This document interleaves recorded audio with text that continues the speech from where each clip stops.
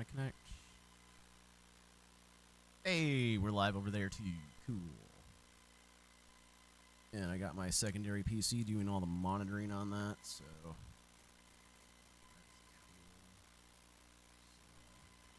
Is YouTube ahead of Twitch right now? It is. Wow. Okay, normally YouTube is like seriously shit slow, so that's just impressive. Anyway, I should This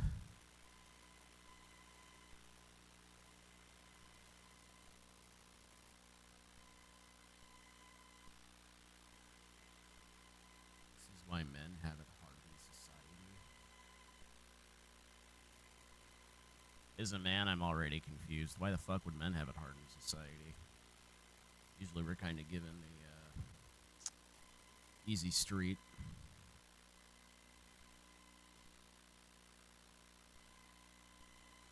But again, what do I know? Guy that lives in America 40 years. Trying to live in this shithole.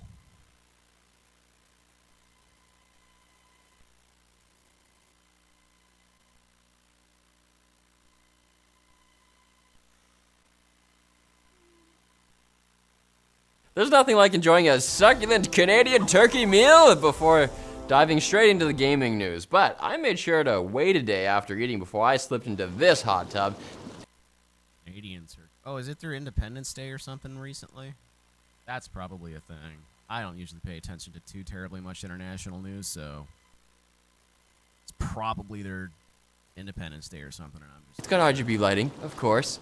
What am I even talking about? Sony has announced a new PS5 model that's slimmer than the old, boring, you don't even want it anymore version. The model has been reduced in volume by more than 30% because it's 2023 and we have to fat shame consoles. Can't do people. The new PS5 will be the new default model once stock of the original sells out, which is great news for connoisseurs of modularity. It features a removable disk drive, leaving open the option of buying a digital edition for $450 USD, then purchasing the disk drive later for $80. Only $30 more than it would have cost you if you just bought the disk drive version to begin with.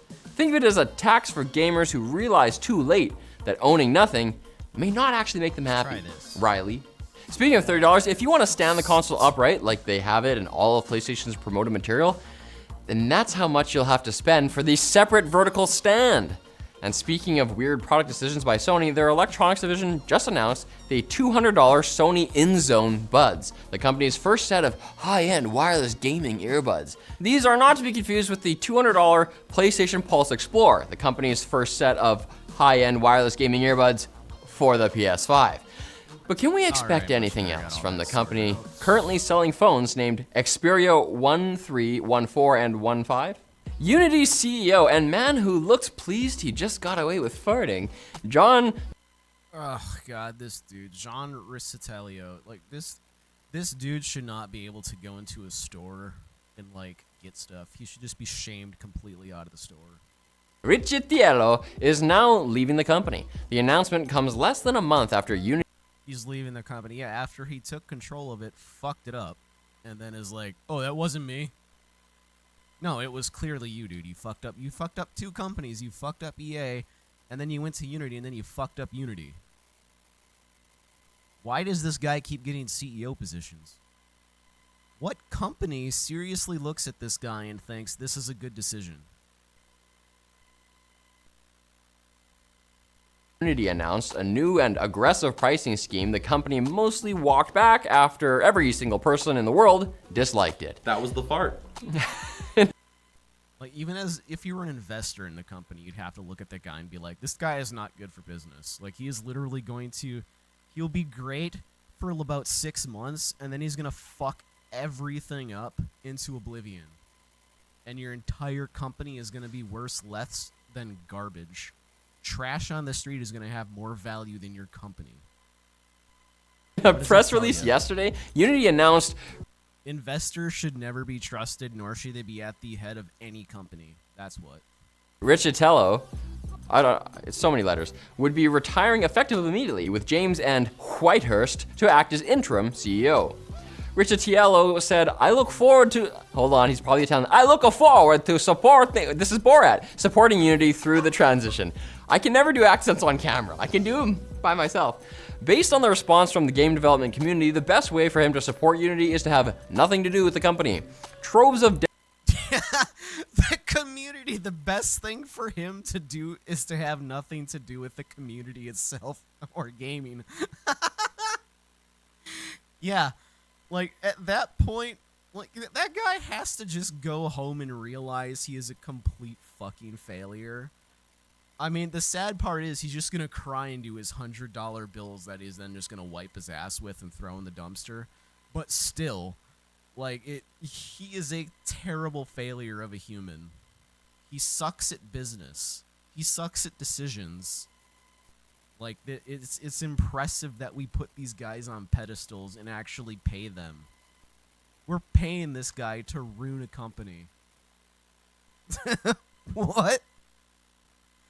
devs took to social media to celebrate his departure as if he was just defeated by a young girl, her dog, and a Kansas farmhouse. To be fair, Richetiello has a reputation of pushing for monetization in the games industry that he earned during his time as CEO of EA, where he apparently needed a PowerPoint presentation to be convinced that fantasy was a commercial genre. Remember Lord of the Rings? Needed a PowerPoint for him to realize fantasy is an active genre?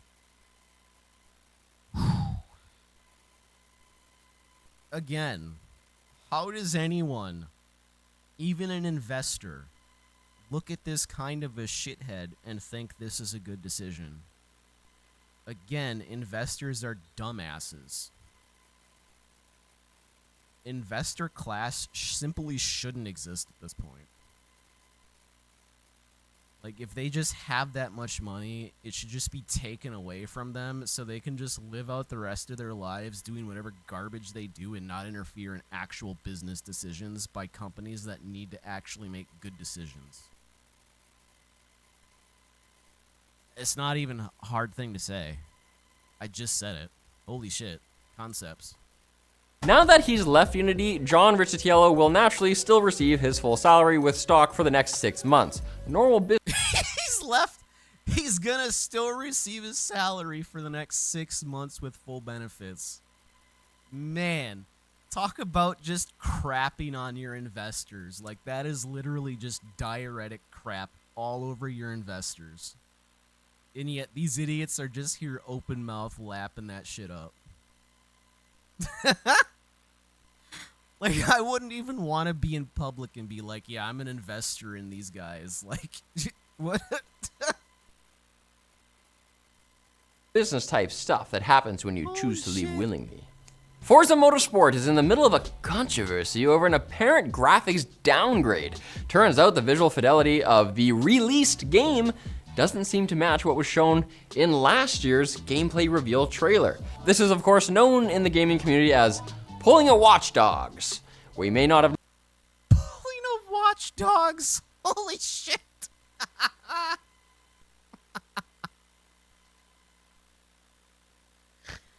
As someone that actually likes the Watch Dogs franchise, I still cannot argue that point. That is a fantastic point, and it is completely hilarious and 100% deserved.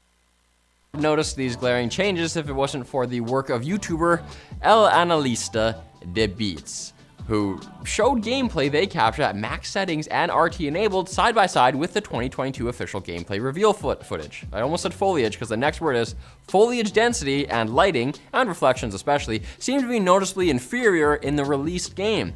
But perhaps this will be fixed later? Pull an intel? Pull an A&B? After all, it's 2023. Just because a game is released doesn't mean it's finished.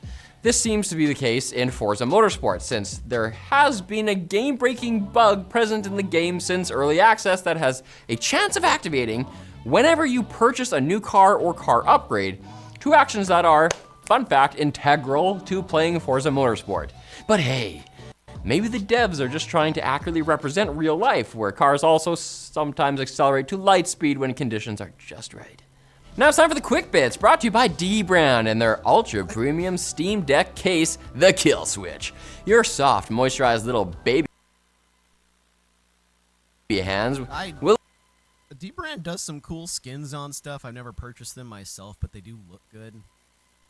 You're really calling it the kill switch for the Switch device itself? I love it. Super genuinely question your ability grippy at that texture, point and your game to hoarder name and brain lead. will love the case's modular back panel and its pre-installed kickstand that doubles as an SD card holder. If you love gaming on the go, you can even get a travel cover to replace the OEM carrying case for extra protection and style. Visit mybossisveryshort.com and enter the code GAMELINK. My boss is very short. I also love the fact that they just rip Linus so hard all of the time. Like, that poor guy just takes it from Dbrand all the time. But I guess at the same time, I mean, hey, you know, they're getting probably hundreds of thousands of dollars at this point with how many deals they've done. It works. To get 10% off your entire purchase, not just part of it, the whole thing. QuickBits are completely hyperallergenic, so feel free to consume as many of them as you like, and they won't even fall out on your couch. Humble Bundle, one of the few remaining entities in the game industry trying to do something other than suck gamers' wallets dry, has announced the shutdown of its Humble Games Collection library. Some subscribers to the monthly Humble Choice service will no longer be able to use the Humble app to access the collection, which consisted mostly of indie games published by Humble Bundle, although they still have access to DRM-free games from Choice bundles in the app's vault.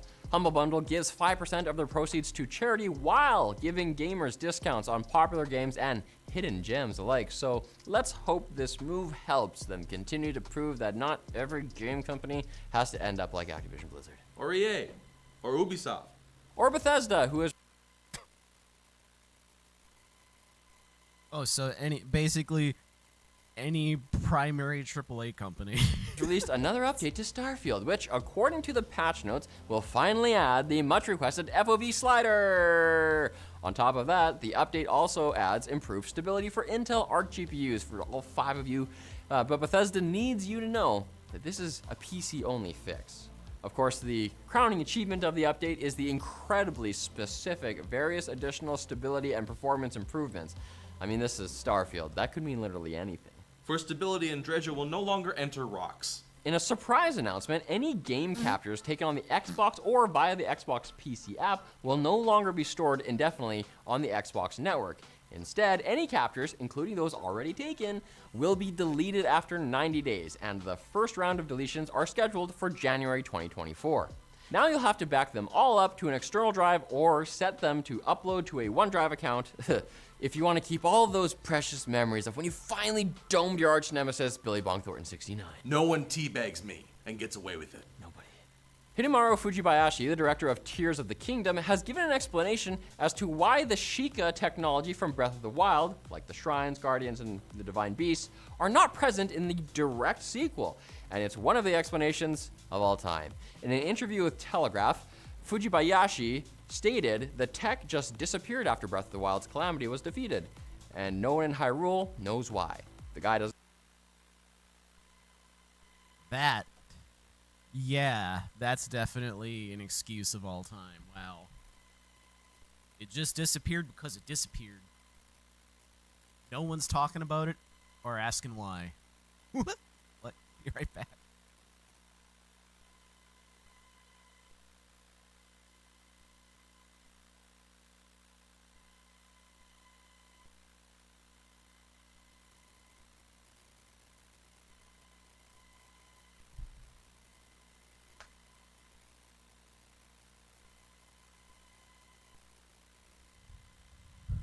Doesn't know why, the people don't know why. They just assume it's because the tech fulfilled its purpose. Then why did the motorcycle disappear? Its purpose was to help Link do sick jumps. How am I supposed to do my McTwisties now? And Hogs of War, a pig-themed real-time strategy game for the original PlayStation, might finally see a modern remake, thank God. No, actually, thanks to a new crowdfunding campaign. Statistically, a lot of you never played Hogs of War, but despite mixed reviews, the game has become something of a cult classic. I mean, that's required for it to be a cult classic, due to its quirky British humor and hammy pig puns. According to the creative team, if they bring in enough bacon, they plan to keep both the original voice acting and the unintentionally dark satire on the futility of violence represented by armies full of hogs fighting to the death over a literal island of pig's will. And you need both those things. But it won't be futile for you to come back on Thursday for more game news. And if you missed last episode, go watch it. There's stuff in there that you don't know or remember. Watch it again. Huh. Hey, I'm live. Look at that. It's actually got the correct picture this time. Nice.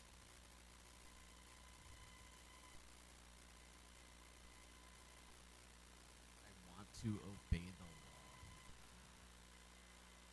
Yeah, I get into a lot of these, like, cop videos lately. Anything from, like, just general arrests, officer-involved shootings, just any of that stuff.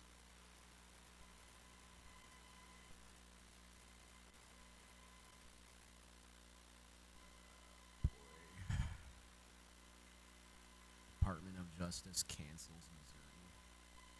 That sounds about right. What are they doing? Trying to get like a Medicare for All program going? That would definitely be a reason for them to cancel.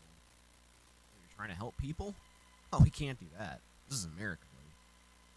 We gotta help the dollar, not the people.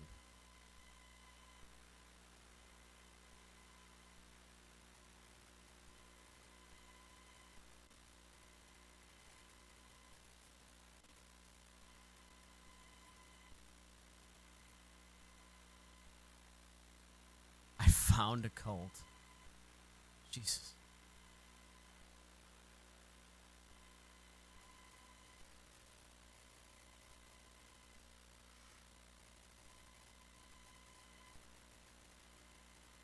Speaking of cults, like, I used to work a job in Ybor in Tampa, and it was like literally 2 blocks from one of the Scientology places. Man, what a creepy fucking place that was, too. Just walking past there. It just smelled like they would just abduct people off the street and, like, hold them in there. I mean, honestly, I doubt they've ever done... Well, shouldn't say I doubt that. You never know. All kinds of weird stories coming out of that place, but still. Just being around there was always creepy as hell.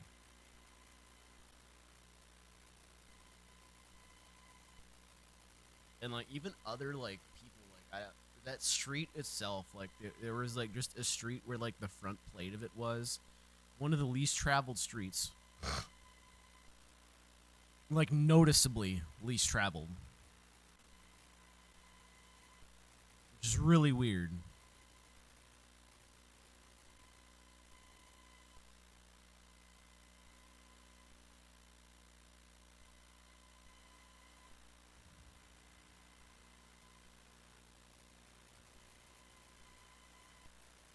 Chilwell portable AC. Wow. I thought most portable ACs were kind of a ripoff. Like, unless you get like the genuine like huge floor standing models, which look, if you need to clean it, like keep a room clean, they do work. Highly inefficient though. Like, they're, as far as I'm to understand, they're primarily used in emergency purposes. Like, I know when I was working my AFI job so many damn years ago, we would occasionally in Florida have to put an AC unit in our server room because despite it having its own dedicated AC unit, the unit itself was an absolute piece of garbage. And, like, honestly, at the point that they were at, they could have just replaced the damn thing with a newer, more efficient model. Paid less than their constant yearly having to repair the damn thing. Renting a secondary AC unit. Then repairing it again with more parts. And then, like, repairing it again the next... Like, dude, just replace the damn thing at that point. It's clearly a old, busted piece of junk. And I can only imagine the energy efficiency on that was terrible. Utterly terrible. Because of its age. Like, just... in like the general AC and stuff, other stuff that I've had to deal with in my lifetime, like in one of my apartment complexes, we went from an old AC to a new AC.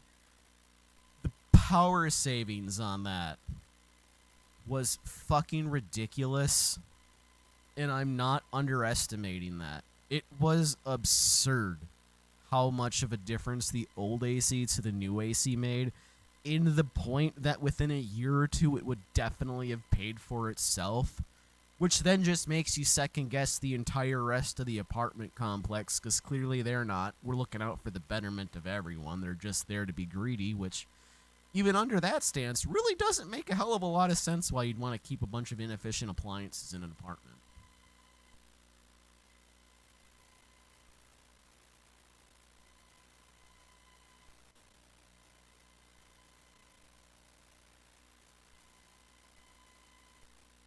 This week in video games. I don't know what the hell to watch. This morning I woke up and watched some of the like war on Gaza and all this other stupid shit, and like, my god. There is like very few news agencies that are covering this correctly and non-biasedly. It is shocking to me.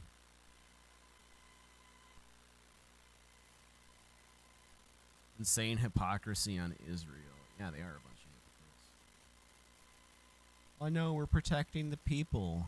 Oh, really? By bombing the innocent men, women, children, schools, hospitals? Whoopsie! Because that's not terroristic in action, but hey, what do I know? I mean, you're actually supposed to be trying to go against Hamas, not the Palestinian people. Hamas. There's two huge fucking distinctions there. But what do I know? I just have to watch these fucking jackasses talk about war like murdering innocent people's a good thing.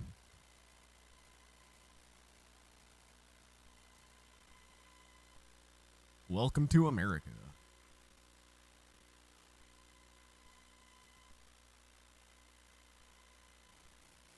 The future of the designer cats.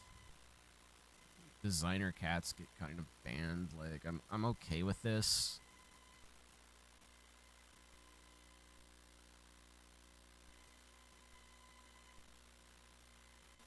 Jack Frost PC stream. Oh, like psilocybin mushrooms? That's cool.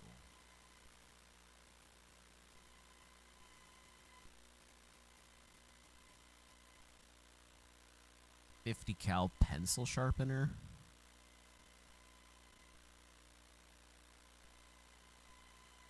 Put a .50 caliber in a pencil sharpener? Like, dude, I think there's just too many bored fucking people out there with nothing better to do.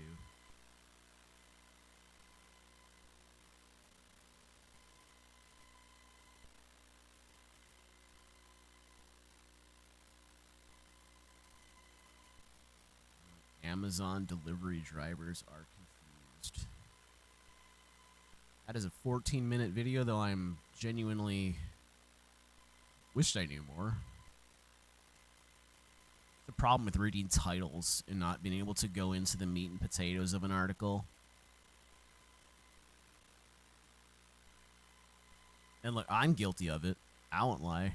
I've tried to get away from it because I used to be really fucking bad with it. Like, to the point, like, on Facebook, I would just see an article's title, share it, comment about it, and not read the entire fucking article. Like, that's how bad I was getting at one point.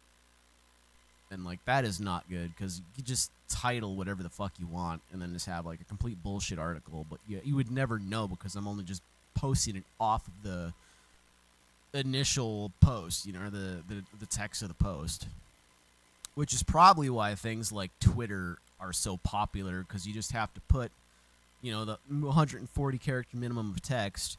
People just see that and don't look any further into it, because why would they?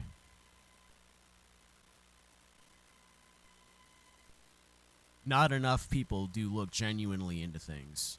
And that is 100% a problem that I have seen, witnessed, and unfortunately been a part of.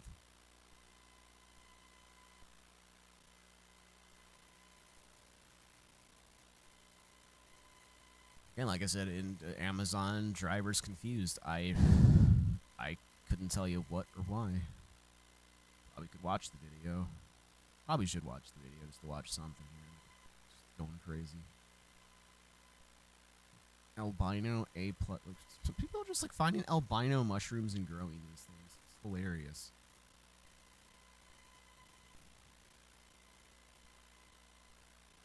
And I would just be horrified to try to albino mushrooms, like it solid white mushrooms, very few are edible, and there's a few of them that are called death cap, angel of death, that kind of like there's I get it's an albino mushroom so it's safe, but man, if you're not paying the attention to what you're doing with that, whew. Oh man, Marcus Picks, man, I support the hell out of this guy. This dude, constant giveaways of his camera gear. Cause I don't know if he just buys a lot, doesn't need it, and then sells it, or if he's just one of those guys that is sent a ton of things by companies. Either one would not surprise me. He is a very high-end professional. Like, him and his wife have been doing this shit for years, man. Years and years and years. I'm pretty sure when I was looking at this guy, this dude's been doing pictures like since he was a kid or something. So like he has a clue on how photography works. And I actually won a piece of equipment off of him recently called a Jib 1 with a another piece of gear. Fuck, I can't remember the damn name of it, but it comes with the Jib 1 usually. It's a thing that basically spins the jib. So you have like rotational, and you have like just the arm itself that's able to move around. Now sadly I didn't get the head plus with it. That got put in with another kit that he gave away at the same time. Which, I mean, again, man, the dude's just giving away tons of camera gear. Help this. The thing that I won by itself is like 1,300 plus, which is insane to me. I mean, I don't know. Maybe, I guess just because I have to deal with such smaller amounts of money in my life. But, like, that's always, like, a grand plus is just a huge amount of money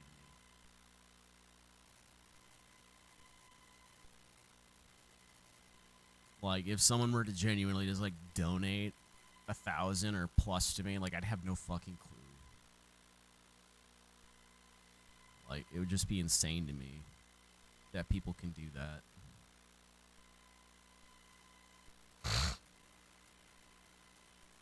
Anger makes you stupid. You're not wrong. 100% not wrong. One reason why I wished I was less empathetic. Like this morning, honestly, like I was just triggered. Like it says I'm day drinking. Yes, I am. I am day drinking because I am upset. How did I get upset? Like just reading general news articles. Like I don't mean to get that way. It's just with all this shit that's going on, my empathy levels are just going fucking haywire right now, and I hate it. I wish I could just look at innocent people dying and not give a shit like most Americans, but that's just not me. I care. I don't wish this to happen to people. And I'm generally considered a weird one. I'm not the normal, which is super fucking concerning on many levels. But again, what do I know? What can I say? What can I do? I'm just person bitching about it on YouTube because I got nothing better that I don't have any other exits. Like, is this or play video games, which is what I've been doing for the past like few months now, and it's not getting me anywhere.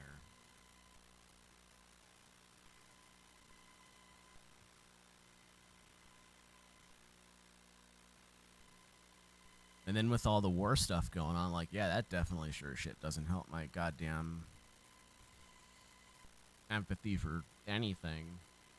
It just makes me more freaking stressed out, concerned, and worried about the world and its people. Which is a hard thing to deal with because I genuinely have to worry about myself, but it's just to a point that is almost difficult to do that. It's hard to look at my own stuff when there's so much else going on, and then when I do look at myself, I just get depressed about my own situation even more. And it's like a negative feedback cycle. It just blows because I don't want this to be how it is. I really don't. But I also can't do a ton about it. Because I'm on that emotional roller coaster ride that I can't fucking control because, I mean, I've been psychologically diagnosed with bipolar depression. I genuinely feel I am further in than that. I feel like I have something else going on, especially with a lot of my friends and family having talked to me about it. I don't want to say it out loud yet because, again, I haven't been to a psychologist to discuss it with them. I don't have the money to do that. So I just kind of have to sit here and suffer because that's like the American system. That's how we do things. If you have a mental illness, you just suffer with it. Like, unless you're one of the, I think at this point now, 60% of the U.S. lives paycheck to paycheck. So there's probably a good 60% of us at least that don't have some kind of a medical coverage, which means you don't get medical stuff done. And I do mean that. Like, it is insanely expensive in the U.S. to get anything done. Which just keeps so many people in such a negative position. And again, it goes to one of those things, like, I get there's a lot of pro-money, like, politics happening, but it's to the point, like, I don't even see the purpose of it at this point. Like, it is so negative to everything and everyone in the country. The monetary basis of it is actually fucked. It doesn't make any sense except for, like, the 20 people that benefit from this. Great, 20 people make profit so that the other couple billion people can suffer? What? How have we not, like... Oh, man, I can't even say it on stream because it is... I'm not a fan of these people, is what I can say legally. I'm not a fan of these people.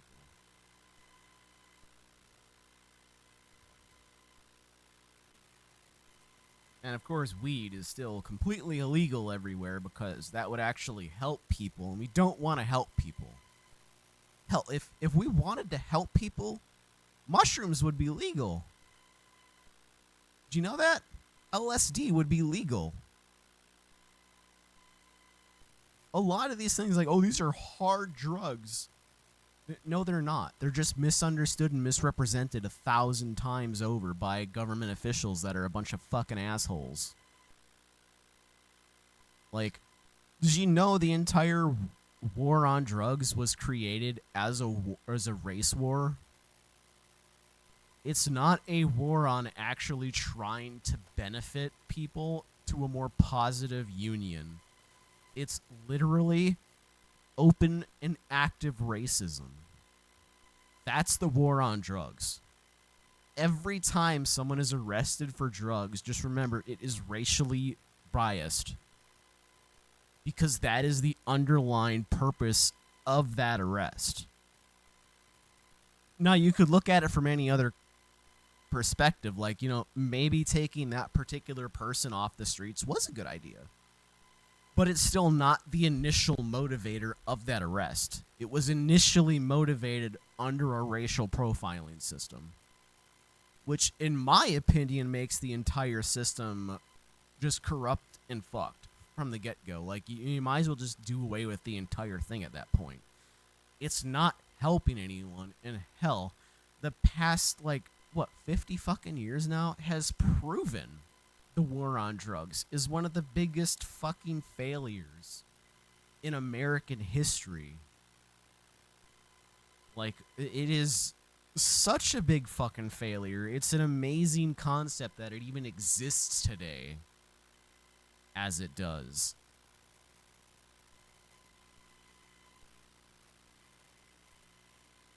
Like, if we could just eliminate that one thing, and if we could get so many of our people the help they actually need, so much would be changed for the better. So much.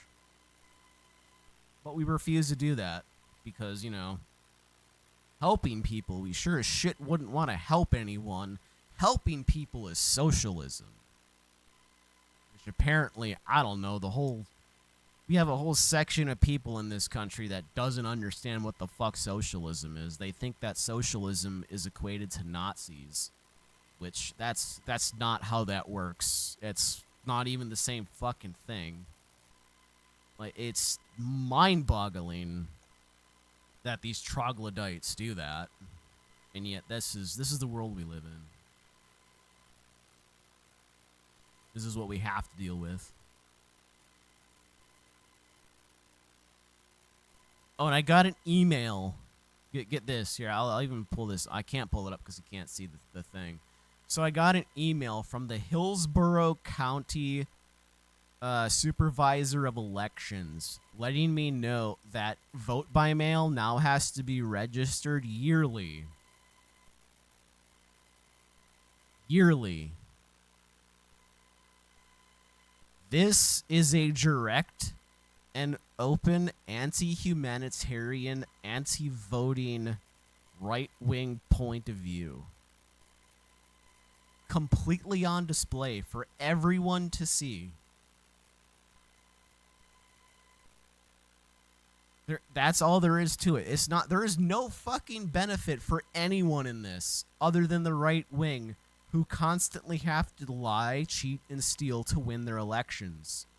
Because, oh yeah, the right wing is a fucking huge minority of people. I know they love to try to claim they're the majority. They're very fucking loud about it.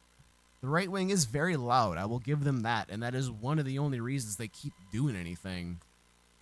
They're very fucking loud, and they cheat the system. They eliminate Democratic voters. They make it so that trying to vote is extremely hard and difficult for everyone except those of their own voter base.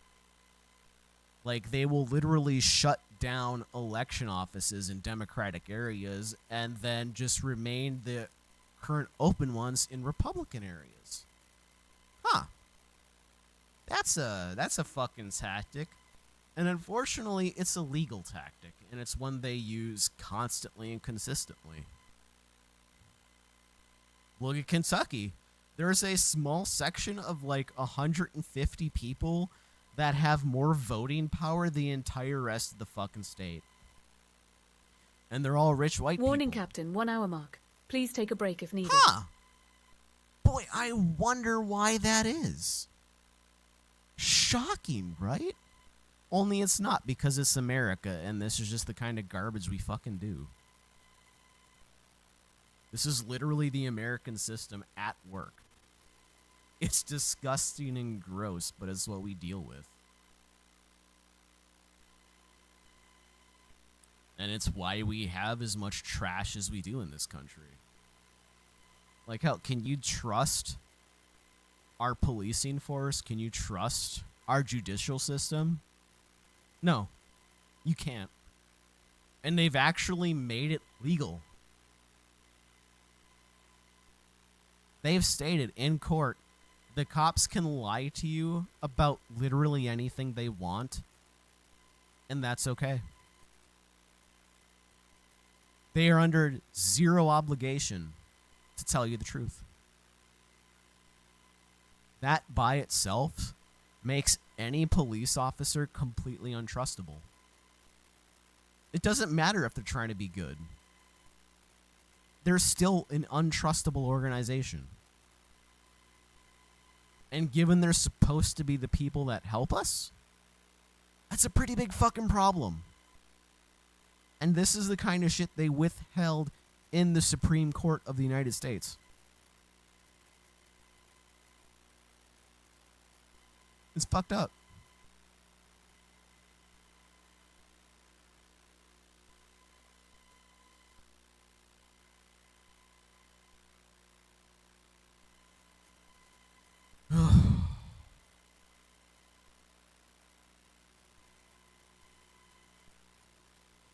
Let's go look at something IT related, because I'm about to go fucking ape shit on this stuff here as we're going on.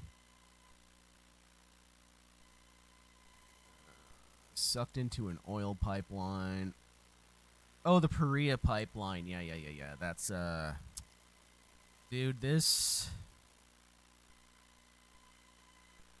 whole storyline on this disaster is fucking insane and wild to me. The fact that we only have one person surviving out of the 5 that got sucked into here, beyond fucking mind-boggling to me. We had the ability, we had the technology to save them. We refused to do it.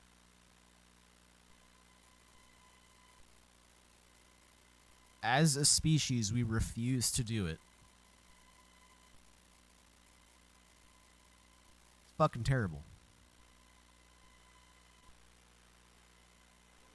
On the afternoon of Friday, February the 25th, But yeah, I'm kind of sad and 2022, depressed, so let's go 5 watch this video. experienced I'll be right back, I'm divers gonna go piss prepared real to quick. perform routine pipeline maintenance along the Trinidad and Tobago West Central Coast. All 5 men were employed by contractor LMCS Limited, but the pipeline belonged to the government-owned Paria Trading Company. The 4-man repair team consisted of Fazal Kurban, Rishi Nagasar, Yusuf Henry, and Kazim Ali Jr., the son of LMCS's owner. The last man, Christopher Boodram, was the designated rescue diver. His job was to monitor the men as they worked, to make sure the safety procedures were followed, and to respond if anything went wrong. And that day, something did go wrong. Horribly wrong. Leading to one of the most claustrophobic disasters I've ever covered. This is the infamous story of the Paria pipeline disaster.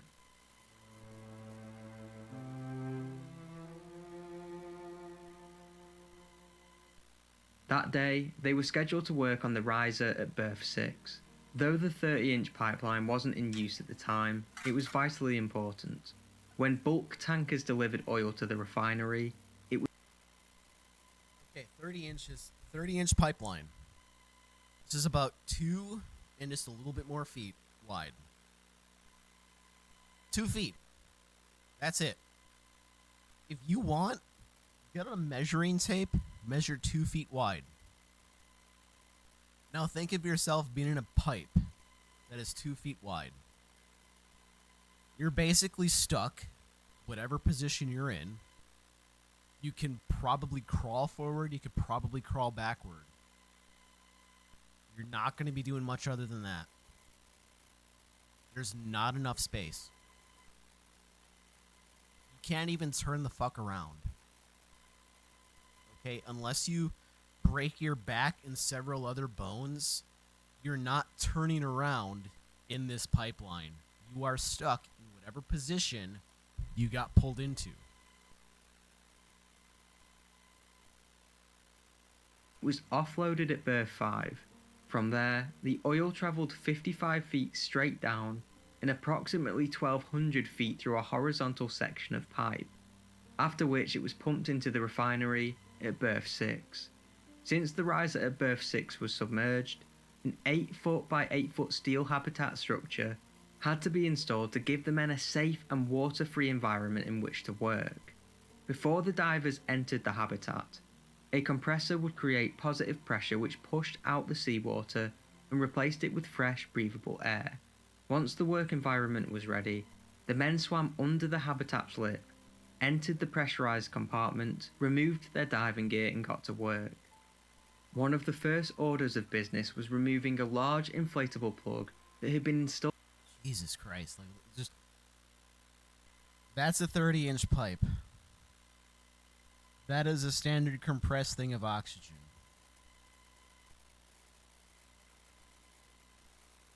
That is the size of the plug.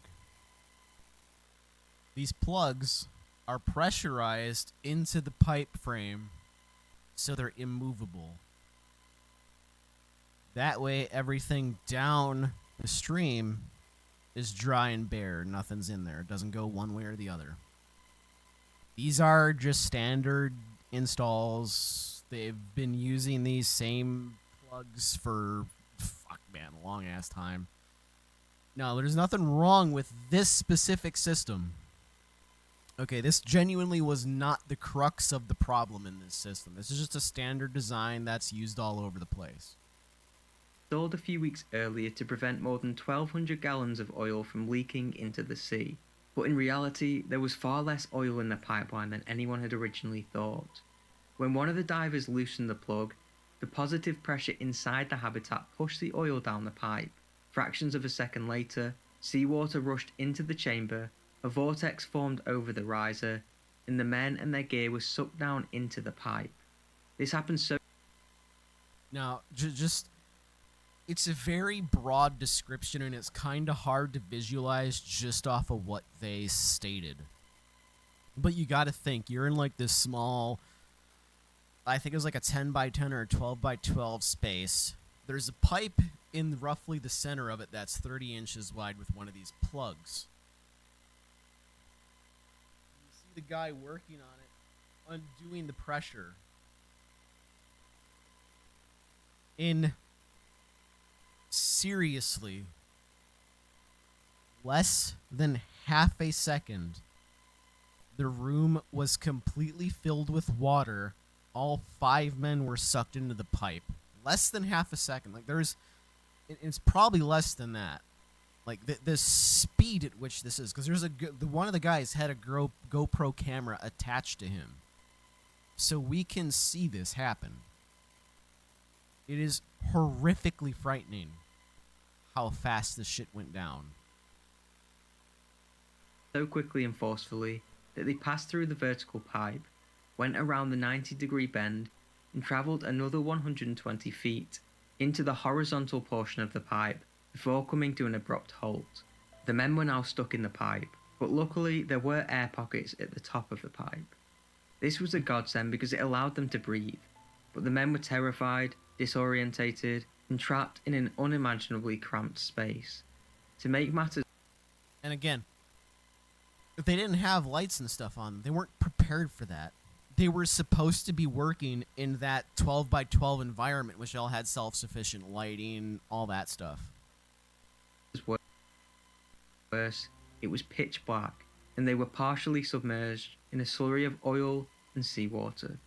Now in the darkness, the GoPro recorded remarkably clear audio of them shouting back and forth as they tried to get their bearings and figure out what just happened. One of the men yelled, "We're inside the pipe." Then there were groans of pain and anguish, and Kazim Ali Jr. told Christopher that his leg was broken. As the designated rescue diver, Christopher...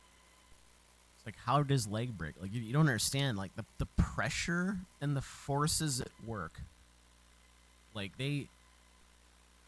even if they had a second that they could have grabbed onto something and held, they would not have had the strength to overcome the pressure differential, which is known as a p-value, of the sucking of the pipe and the forces of the water on top of them. They would have been forcibly pulled into the pipe regardless. Now, let's say they got pulled in ass first. They are now bent at a 90-degree angle inside of this pipe, and I've already said before, this pipe is 30 inches big. If you're at that angle, you're either going to get pushed out of the pipe at that angle, or you're sitting there until you pass.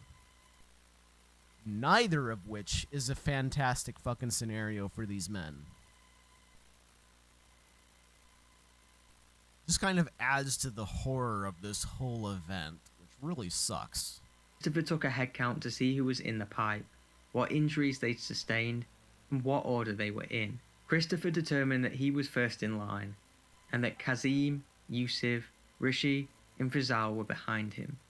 As experienced divers, everyone knew that they couldn't wait around to be rescued, and their best chance of surviving was to get themselves out of the unthinkable. That's a big thing too. Like a lot of people don't realize that. Like when you're in these kind of situations, like they already know they're in a pocket of air. Oxygen only gonna last so long. To get a genuine rescue effort of any kind is gonna take probably days to get them out of there in a meaningful manner, which they don't have. They simply do not have that time. Unthinkable predicament they now find themselves in. This Honestly, if one of the easiest ways to have gotten them out of there is with putting water pressure on the other side of the fucking pipe and just blowing them the fuck out. And they probably would have had more broken bones, but you know what? There's a strong chance they would have been ejected alive. So it kind of makes you think, would breaking a few bones be more appropriate than losing 4 people?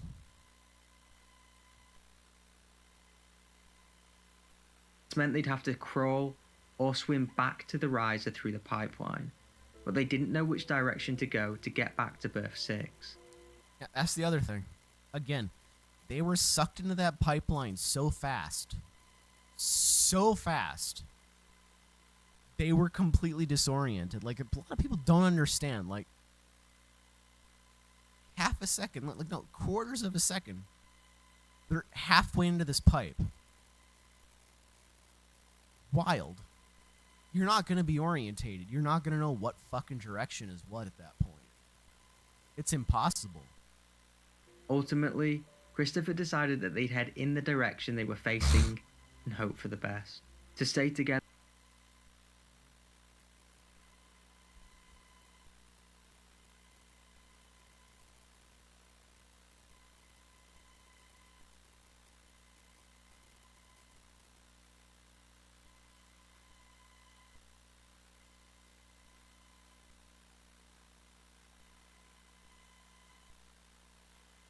Together, they linked hands and ankles and began inching forward through the pipe.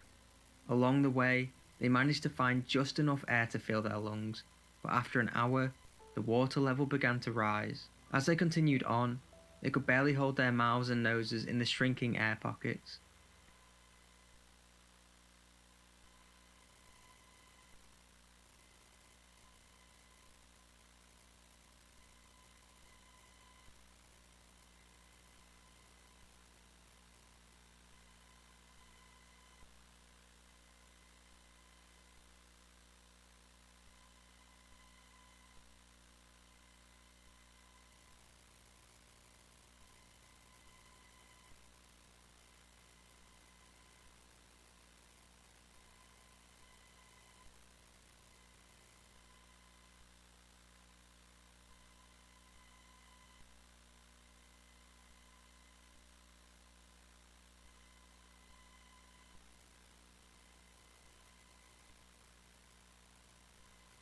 Eventually, Yusuf, Rishi, and Fazal became too exhausted to go on, so Chris and Kazim decided to break off and continue without them.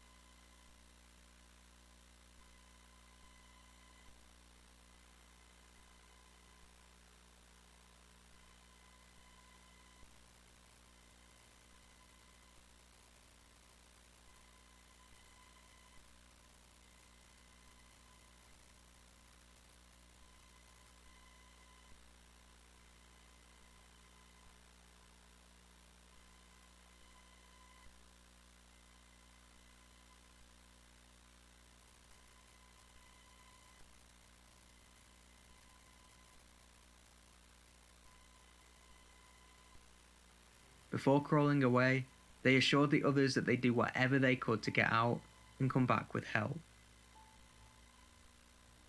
Christopher and Kazim got a huge break when they ran into 2 scuba tanks in the pipeline. They used the remaining oxygen to get through the horizontal portion of the pipe, but by then, air was running out and Kazim was having trouble keeping up. Christopher had no choice but to leave him in an air pocket, take the remaining oxygen and keep going. He made better progress by himself, but he was overcome with a horrifying thought when he reached the 90-degree riser bend. If he had gone the wrong way and was at berth 5 instead of berth 6, he'd be blocked in by another inflatable plug. If so, he'd probably run out of air and die just a few feet from safety.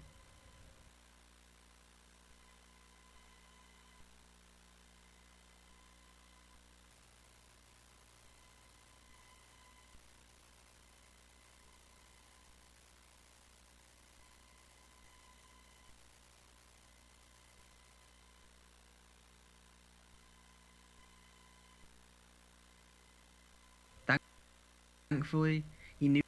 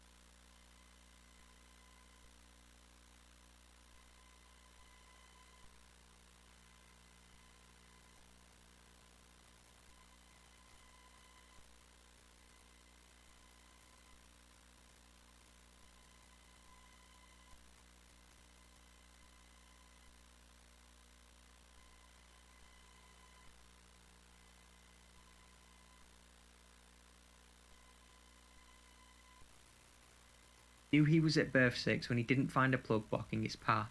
Christopher screamed and banged against the riser extension with all of his might, and shortly after, a fellow diver named Ronald Ramatar pulled him out with a chain.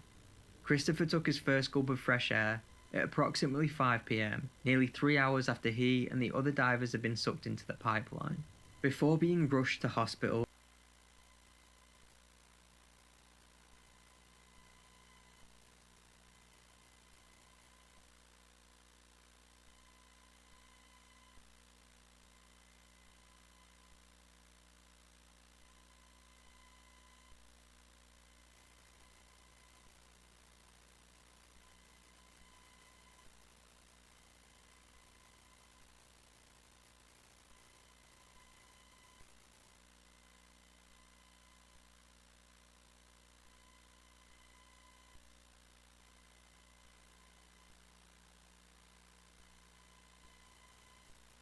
he told Ronald and a number of Paria employees that the men were still alive and had some air left, but that they wouldn't be able to hold out for very long. But for unknown reasons, rescue divers didn't enter the water until 10 PM that night. When they did, they immediately descended down the horizontal section of the pipe and began tapping on it with metal tools. Miraculously, they instantly got a distinct response from the men trapped inside.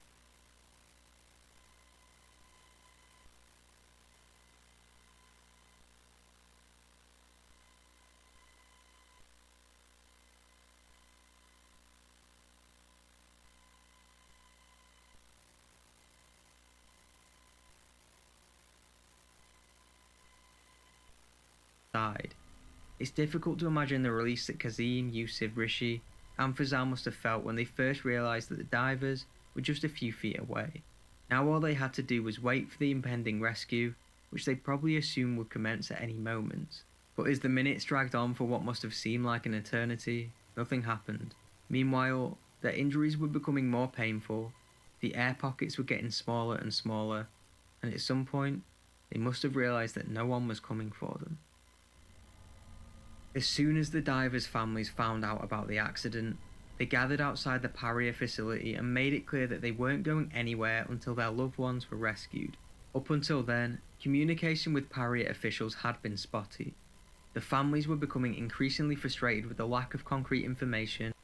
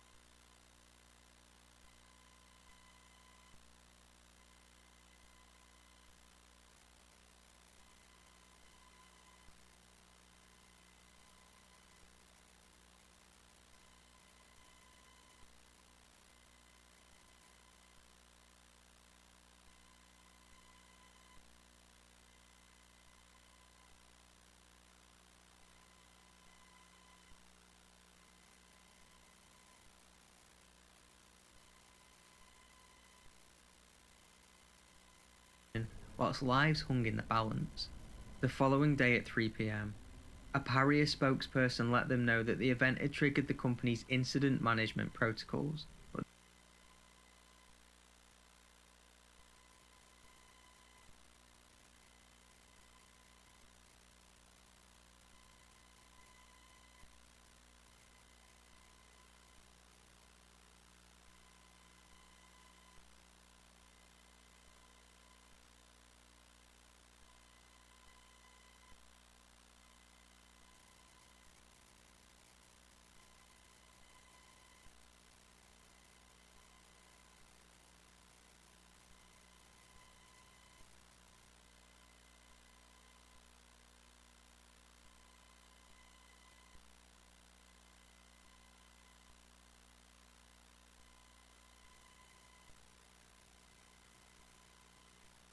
but this did little to quell their growing anguish. Nearly 24 hours after the incident, they still weren't sure if their loved ones were alive or dead, or what the company was doing to resolve the situation. In fact, many suspected that no rescue operations were underway, and that the company were biding its time until it could figure out how to protect itself from the bad PR as well as legal and regulatory action. Later, Prime Minister Dr. Keith Rowley offered the family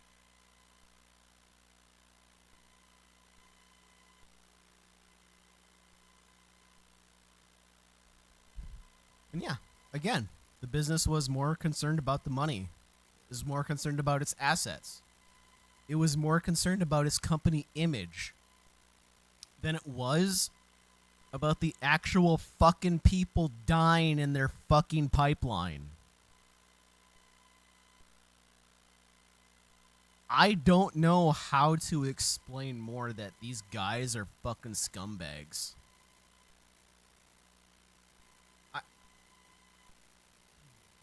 I have so many more bleak opinions on this that I can't even explain on this platform.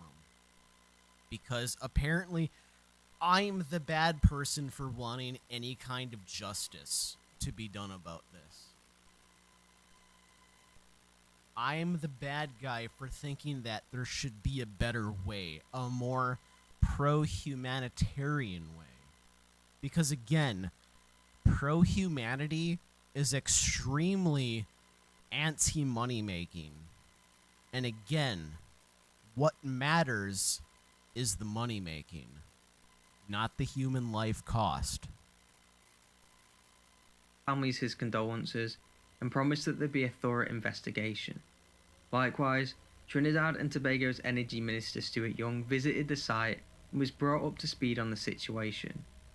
Then on Sunday the 27th, 2 days after the accident, Paria representatives revealed that a number of experienced commercial divers and the Trinidad and Tobago Coast Guard had been consulted to see what could be done.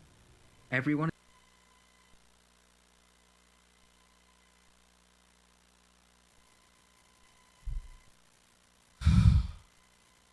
Again, hindsight is 2020. But at the same time, I can, in my current state, tell you that pressurizing water in one side and shooting these guys out the other end, yes, it could have broken more of their bones. It could just shoot up one or two corpses where the other three live. But you know what? It's still a better fucking idea than not doing anything until they fucking die. Holy shit. Shocking that I, as a third party, can come up with a plan in 2 minutes that they couldn't come up with in fucking 24 hours. agreed that a rescue operation would put additional divers' lives at Fucking serious embarrassing. risk, with very little chance of success. In the end, Every CEO and management person should be jailed for life. Life. Because you know what? Severe punishments need to be done against these people. It's not the middle management. Are they part of the problem? Yes. But they're not the CEOs that make these actual decisions and tell them no. That is the CEOs every fucking time. Every time. But we refuse to do anything against the rich. This is why I am just shocked at what we do to try to get attention to things.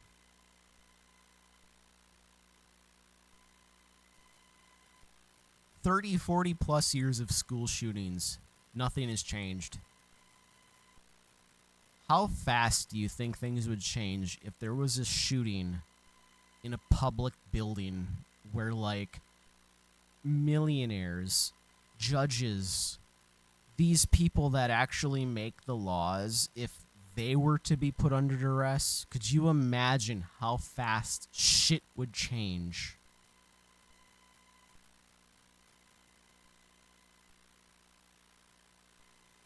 it just goes back to the thing that these people don't fucking care about human life. They've never cared about human life. It doesn't even affect them. It doesn't touch them. It doesn't matter to them. They don't fucking care. This is just in some other country. This isn't even the US. Although I can pretty much guarantee you the US is the gold standard taking the fucking flag of pro-money politics, and we are sprinting with it towards a future of absolute shit. Where this kind of stuff, this is nothing. This is nothing compared to the shit that's going to come out in the future. I promise you that. No rescue attempt was ever carried out, and Paria asked the Coast Guard to take control of the site to prevent concerned citizens and family members from trying to rescue the men themselves. As the families clung to a remaining shred of hope, Paria chairman Newman George said that all 4 men were presumed dead, and that their bodies would be They're presumed dead. I mean, they're still banging on the side of the pipe walls, but they're all presumed dead. recovered as soon as possible. The men's family may have been able to accept the news if a rescue had at least been attempted, but the fact that their loved ones were left to die was too much to bear. Paria representatives were unsympathetic, but they reminded everyone that multiple experts in the country's Flush Paria bosses away. You know why it says that? Because openly asking for the execution of these guys is illegal. Openly asking for actual justice for the damned is illegal, and it will continually be illegal because why? Why? Why is that? Money is more important than human life. I'm going to say that again. Money is more important than human life. And it's constantly and consistently being legally validated by this shit.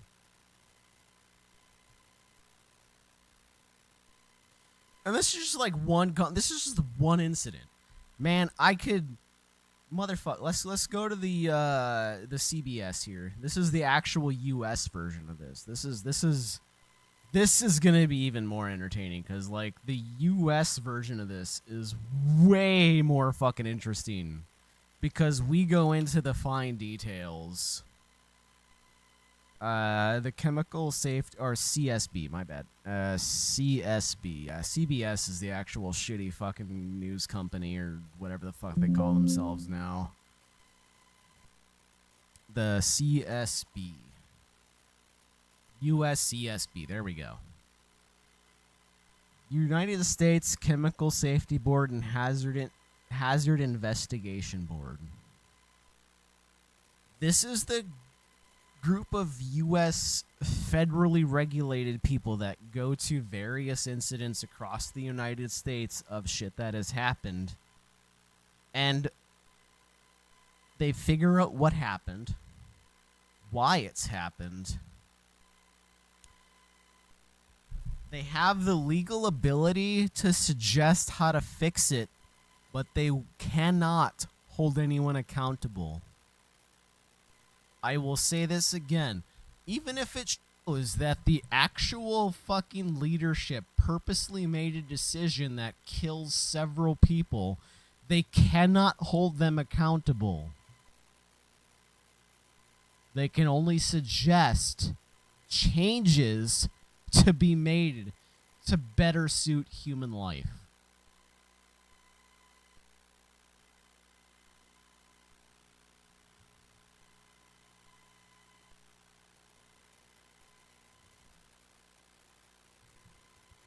It hurts to say this. It hurts that human life means less than a dollar bill. A dollar bill matters more than human life.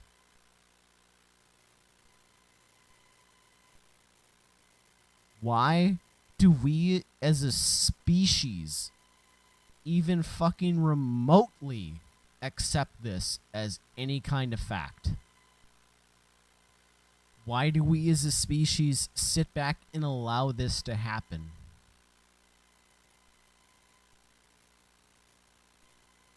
I couldn't fucking tell you. I am extremely empathetic. I am above and beyond biased to this because I genuinely feel like human life matters more than almost anything else. And I'm not stupid about it. Would I sacrifice 2 people so that 10,000 can live? Yes, I would. I understand those decisions, but you know what? This isn't that, homie. This is money over human life. Every fucking time.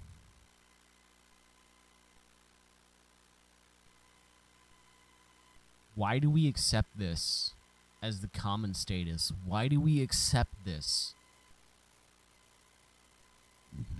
I don't fucking know. I'm tired of it. I would love decisions to be finally made as pro-humanitarian.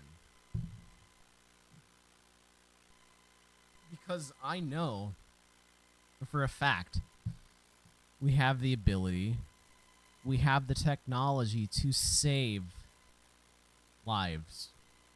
We just refuse to implement it because it might cost some rich billionaire a couple $100,000 and they might not be able to afford their 14th house.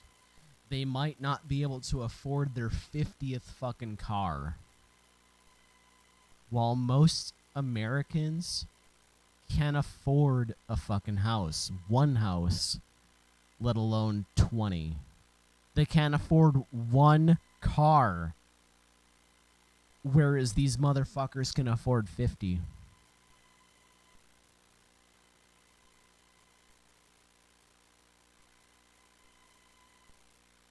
I can openly and state that the rich are to blame, because they again prove time and time again that this is the status. The rich and money must become more important than average human lives. The rich must become more important than the average person's ability to live a fulfilling life, to live a successful life. The rich and moneyed interests must always be held more important than any health aspect of anyone that is considered a common citizen. That is the world we live in. And this is what I don't understand. I don't get why this is the case. I really don't. Money's not more important. Human life should always be at the forefront, but it's not. And it hasn't been for quite some time. I don't know what to do or say to tell people or to even convince them that this is the case.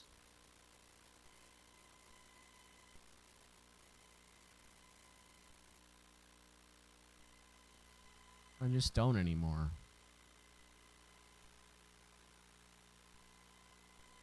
The only thing we can do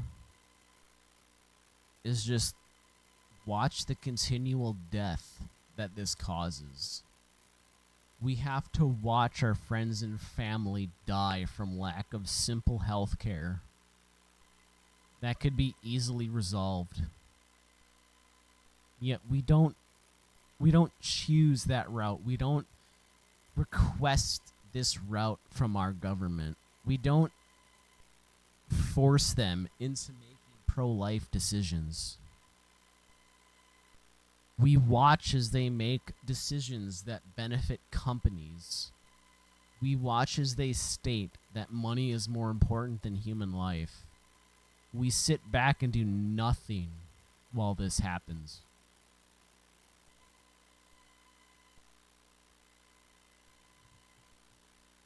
What does it take for people to realize human life matters?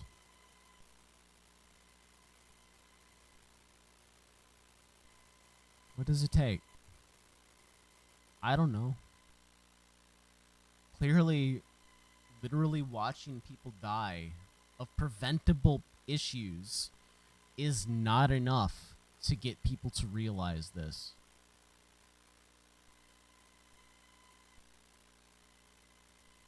What does it take? What do we have to do as a society to get this to actually be of fucking importance? I have often stated that I would legitimately run for office if I could. And hell, if there was some way that I could run for office in a meaningful manner other than me just talking a bunch of shit to make an actual difference, I would love to fucking do it. I would love to do that. But how can I? I'm just a poor citizen. I don't have the only thing that seems to matter in this country, and that's money. Money is all that matters. Human life never matters.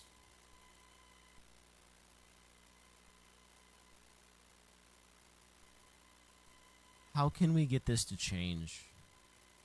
How can we change the opinions of those that it actually matters to?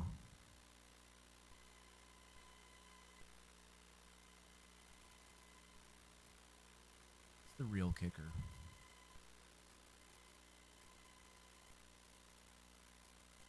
How do we get actual change, beneficial change, to happen?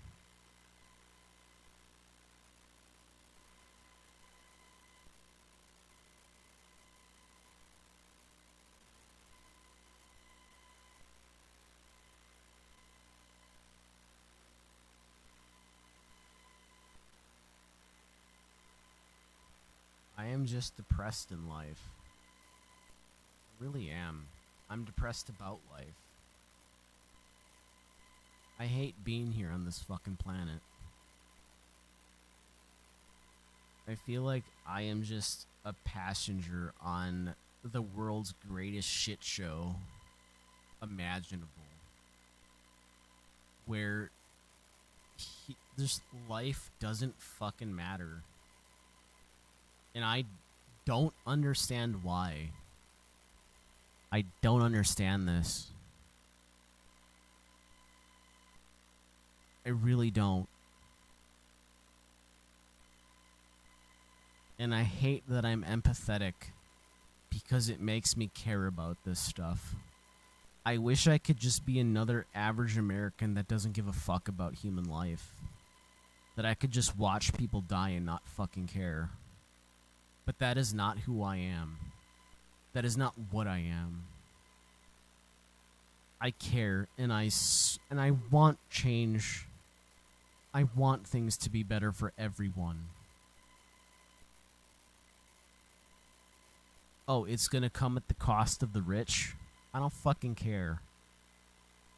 Those 20 people can go fuck themselves. If they can't afford their 20th car, their 50th fucking car, so goddamn what? If they can't afford their 14th house, so goddamn what? You know what? Most of us can't even afford one fucking house. They're bitching about their 14th. Fuck the rich.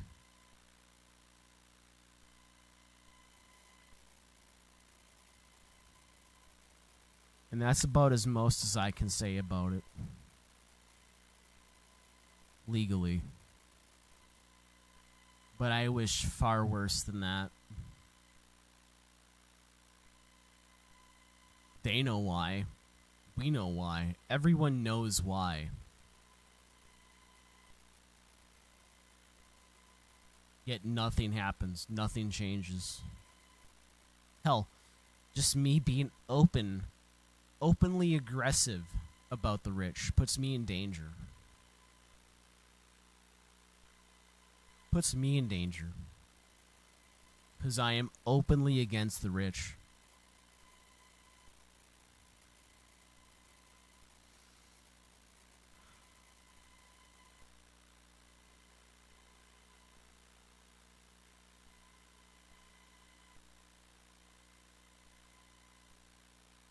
What are we doing with ourselves? What are we doing in this life?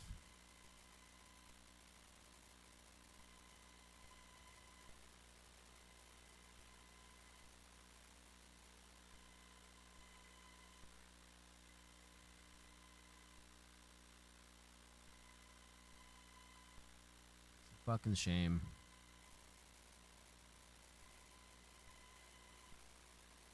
And it's a shame that I don't think is gonna change anytime soon. I don't have any faith in humanity, and I sure as shit don't have faith in our leadership. Yeah, every once in a while you can find one or two people that might be pro-life, but and like actual pro-life, not like the right-wing, retarded, stupid fucking. Yeah, I said that word. I'm sorry. I don't mean to say that word, but they are fucking idiots nonetheless. That just can't think straight, like, oh, pro-life, that means like anti-abortion, right? No, that does not mean anti-abortion. It means actually pro-life, like actually giving a fuck about human life, which is something that the right wing doesn't do. They wouldn't know what the fuck pro-life is if it shat on their face. I'm okay saying that because I'm just one dude on the fucking internet. What do I give a shit?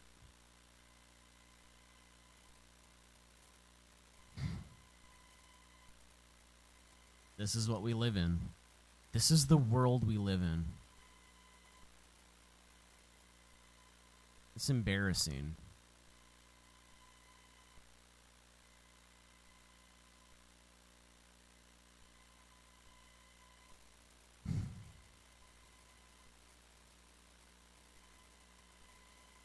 There are so much better things we could do with ourselves, but we don't.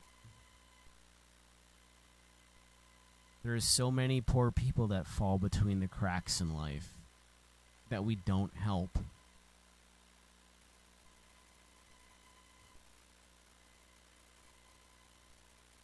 We want to call ourselves a first world society. Fucking please.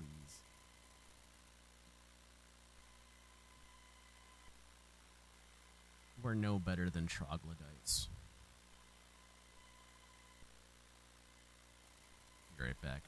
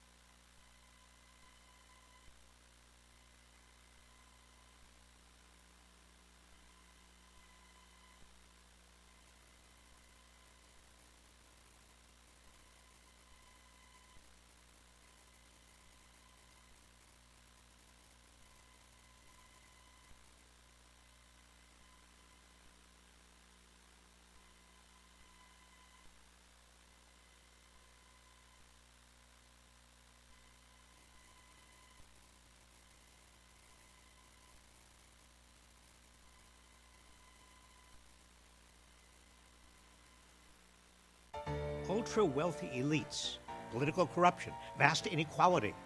These problems are not new. In the late 1800s, they dominated the country during America's first Gilded Age. We overcame these abuses back then, and we can do it again. Mark Twain coined the moniker the Gilded Age in his 1873 novel to describe the era in American history characterized by corruption and inequality that was masked by a thin layer of prosperity for a select few. The end of the 19th century and start of the 20th century marked a time of great invention. Bustling railroads, telephones, motion pictures, electricity, automobiles, which changed American life forever.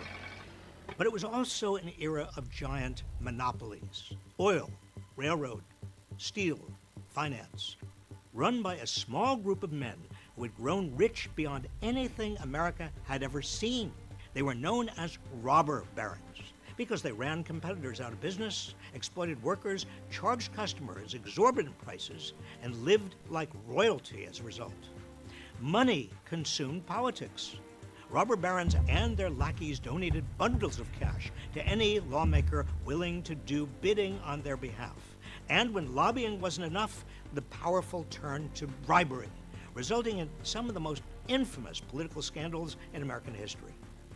The gap between the rich and poor in America reached astronomical levels. Large numbers of I want people to look at this number right here.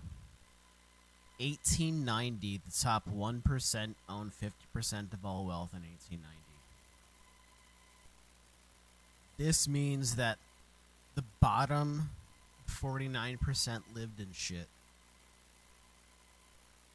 Today, the top 1% own 99% of America.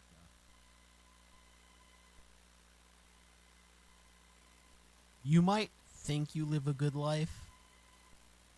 It's fucking crap compared to what it should be. And it's a fucking shame you're unable to accept and understand that. Americans lived in squalor. Anti-immigrant sentiment raged, leading to the enactment of racist laws to restrict immigration, and voter suppression, largely aimed at black men who had recently won the right to vote, was rampant. The era was also marked by dangerous working conditions. Children, often as young as 10 years old, but sometimes younger, worked brutal hours in sweatshops. Workers trying to organize labor unions were attacked, sometimes killed. It seemed as if American capitalism was out of control, and American democracy couldn't do anything about it because it was bought and paid for by the rich. But America... Are elected officials being bought and paid for by the rich? Nothing sounds familiar about that, right, guys?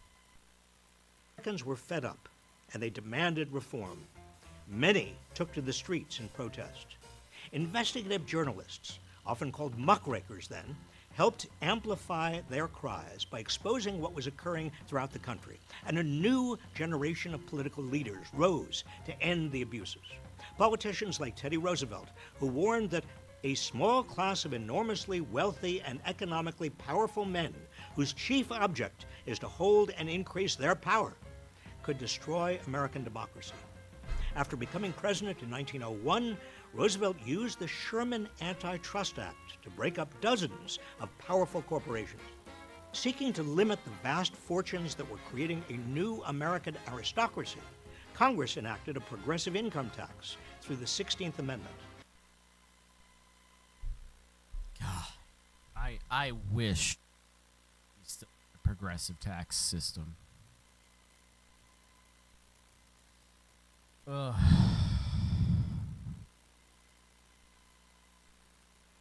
As well as two wealth taxes.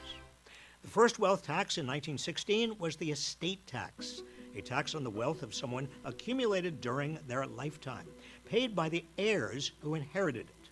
The second tax on wealth, enacted in 1922, was a capital gains tax, a tax on the increased value of assets paid when those assets were sold. The reformers of the Gilded Age also stopped corporations from directly giving money to politicians or political candidates. Imagine that if you stopped if you actually outlawed the giving of money from companies to political politicians, God, imagine the difference our world would be. Because the actual will of the people would outweigh the political donations of the very few. And then Teddy Roosevelt's fifth cousin, you may have heard of him, continued the work through his New Deal programs, creating Social Security, unemployment insurance, a 40-hour work week, and requiring that employers bargain in good faith with labor unions. But following the death of FDR and the end of World War II, when America was building the largest middle class the world had ever seen, we seem to forget about the abuses of the Gilded Age. Now, more than a century later, America has entered a second Gilded Age. It's also a time of extraordinary invention, and a time when monopolies are taking over vast swaths of the economy. So we must renew antitrust enforcement to bust up powerful companies.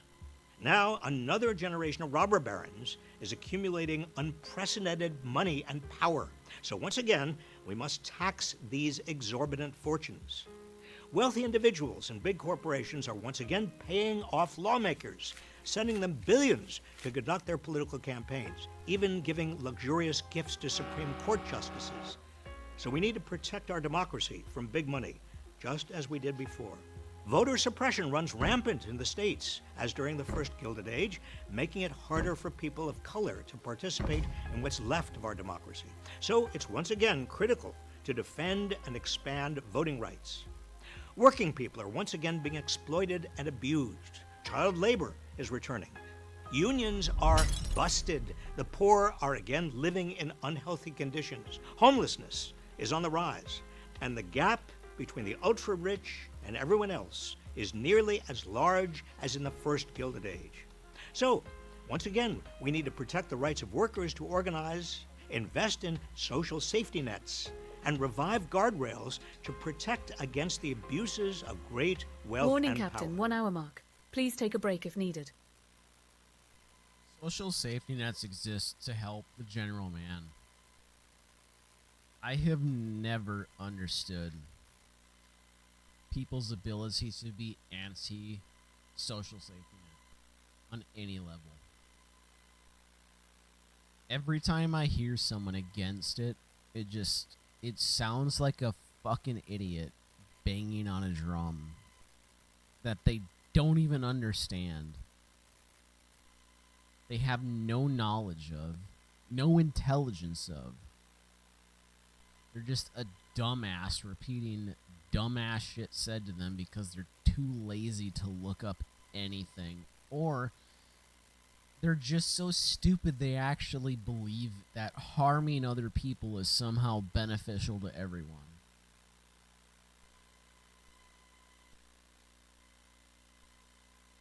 I know it's a fucking shock, but harming people is not beneficial to anyone.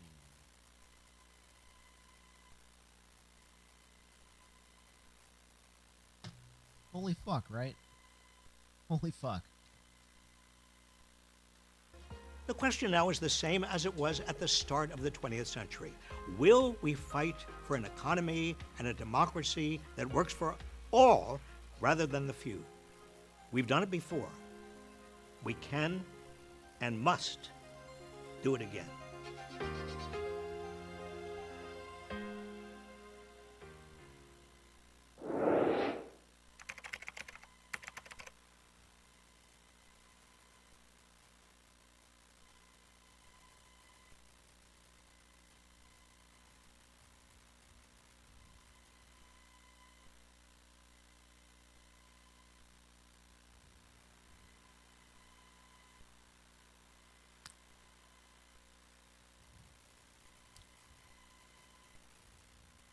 It started with 9 copies of Looking for Alaska, and then all 3 copies of Soul by Patricia McCormick, then Allegedly by Tiffany D. Jackson, then The Perks of Being a Wallflower by Stephen Chbosky, Out of Darkness by Ashley Perez, The Haters by Jesse Andrews, Push by Sapphire, and even beloved by Toni Morrison. This is a Pulitzer Prize winning book by a Nobel Prize winning author. Apparently, this was the porn our school board needed to ban. Award-winning books that have been in the school library for 5, 10, 20, even 30 years. The same books we used to celebrate every single year during Banned Book Week. But now they're a problem? Now they're hurting our kids? Why? What? The only way that this is hurting America's children is because of the fact it doesn't push a right-wing narrative where harming others is a good thing, where being racist is a good thing. It doesn't do that. So of course they're going to ban these books. And yeah, this is all right-wing bullshit. You're right-wing and you don't like it? Yeah, good fucking for you. I don't give a shit. Go fuck yourself. Maybe you should try to be more pro-humanitarian than I'm a fucking dumbass who can't do any research. What happened? First, I just wanted to thank you for having me here today, senators and representatives. It's truly an honor. My name is Darren Lawston. I'm a parent of 2 young girls, and we live in Upper Bucks County, Pennsylvania. Our local high school has had a 15-year tradition celebrating the freedom to read during Banned Book Week. Or should I say, we had that tradition. Last year, it all ended abruptly. Halfway through Banned Book Week in 2022, the high school librarians were instructed by the administration to take down the posters, the book display, and stop the festivities. Banned Book Week was banned in our school district. It was an eerie foreshadowing of the events to come. On September 27, 2022, the Penridge School Board adopted a new library policy written by Harrisburg lobbyists from the PA Family Council. That evening, our board members insisted that we needed them to protect our kids from books. They claimed that smut, filth, and pornography existed in our school libraries. I kid you not, these are the exact words they used to describe library books. What was never mentioned that night was specifically which X-rated titles the school board was referring to. Nonetheless, the situation was apparently dire enough to justify pushing through a policy ahead of schedule. Around that same time, books started disappearing from our high school library shelves. The public was not even notified about what was happening. It involved all the same titles being targeted across the nation by groups like Moms for Liberty. This is a Pulitzer Prize winning book by a Nobel Prize winning author. Apparently, this was the porn our school board needed to ban. Award-winning books that have been in the school library for 5, 10, 20, even 30 years. The same books we used to celebrate every single year during Banned Book Week. But now they're a problem? Now they're hurting our kids? Why? What happened?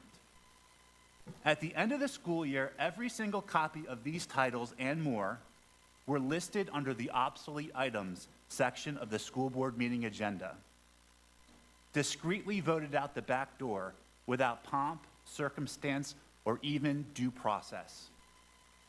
Perhaps the craziest part of this whole episode was the complete lack of transparency. Parents were never given any warning. The public was never even told which titles were at risk of being banned. Dozens of parents emailed the district throughout the 2022-2023 school year asking for the names of the titles pulled for review. No answers were ever provided.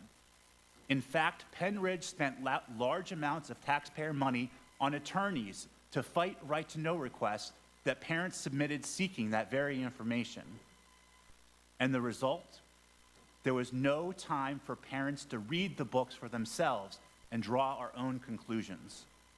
No chance to say, hey, stop, what are you doing? These books are not pornography. No opportunity to defend the First Amendment rights of our own kids. it was all done under the banner of parental rights. It is so hard to swallow that irony. My oldest child is only in 3rd grade, and people always ask me, why do you even care about this book banning thing in the high school libraries anyway?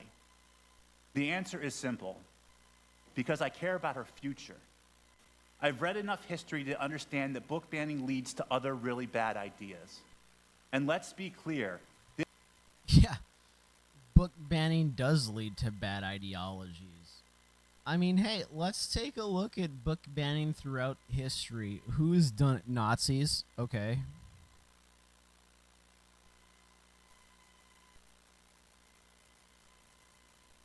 Oh. That's right. That's literally all that needs to be fucking said. Dumb fucks.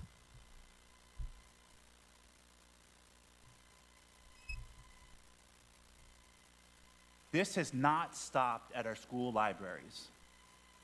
As groups have been successful in their efforts to limit access to books in schools, they have been emboldened to try out the same tactics on our local public library. In nearby Telford Borough, certain councilmen are insisting that the Indian Valley Public Library remove LGBTQ books from their collection at the threat of pulling their funding. Again, under the false flag of protecting children.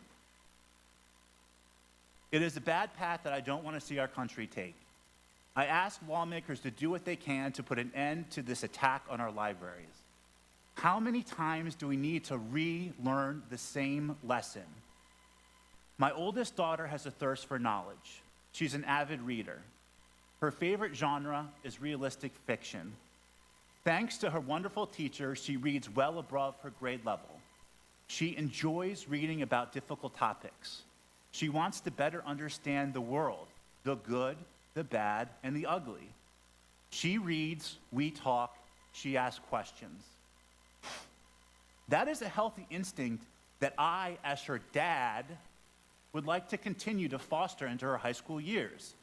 But most importantly, I want to be the adult who parents what she reads, not some self-proclaimed moralist politicians.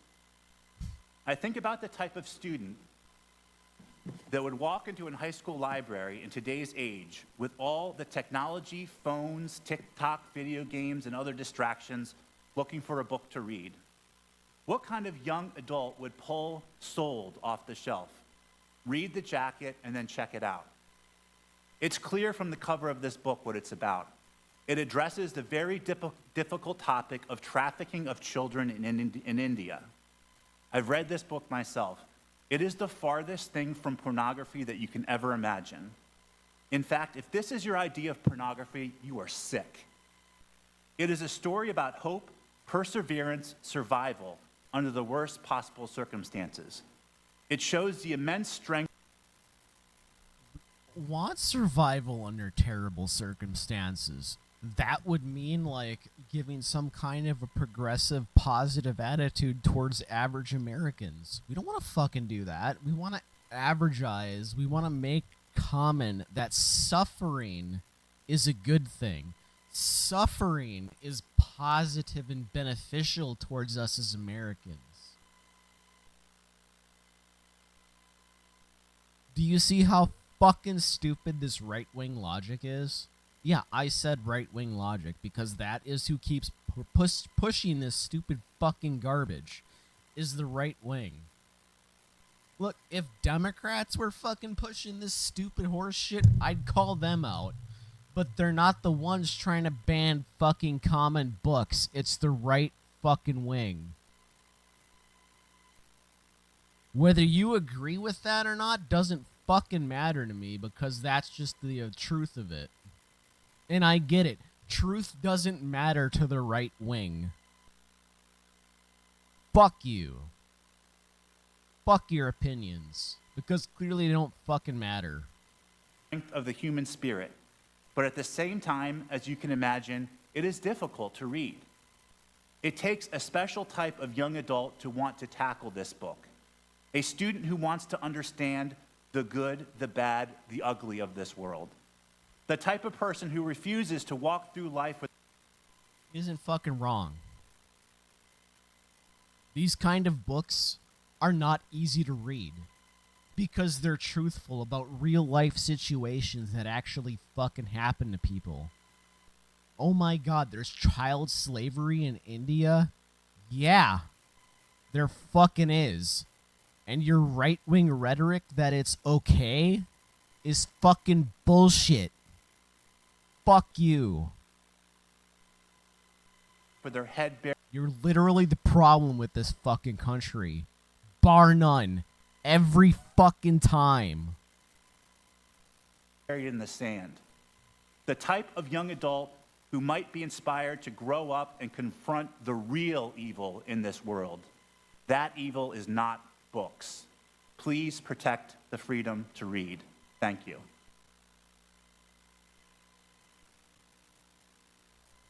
Ridiculous as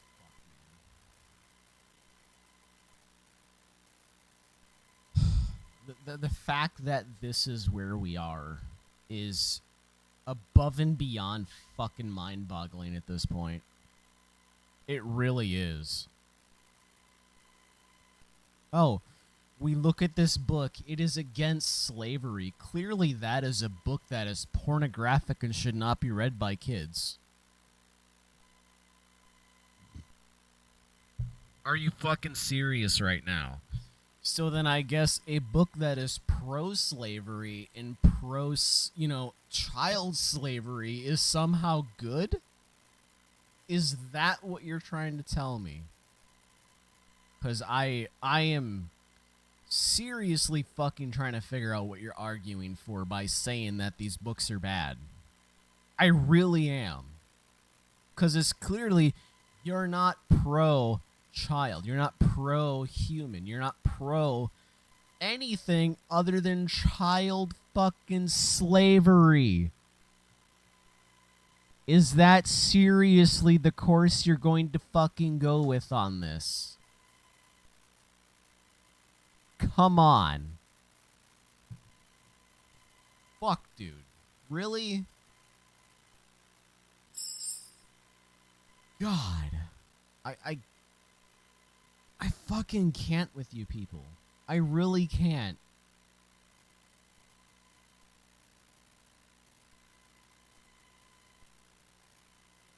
And remember, child slavery is pro-business.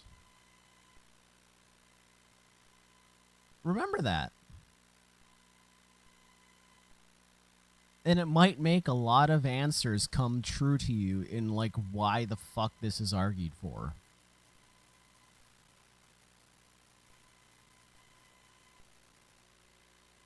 Unfucking believable, guys. Absolutely unbelievable. I am just flabbergasted and ashamed of this country. I've lived here for 40 years and have been told one thing while our government does something completely else.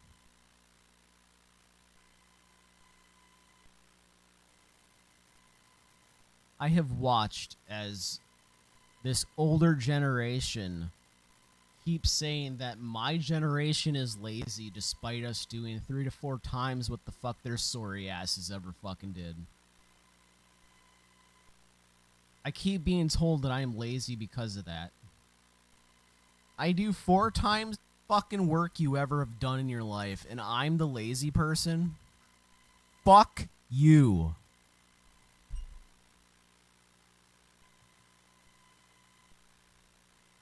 It's bullshit. It's always been bullshit. And yet this is your default fucking stance on things.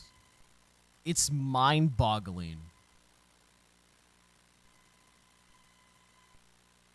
It's actually fucking mind-boggling at this point.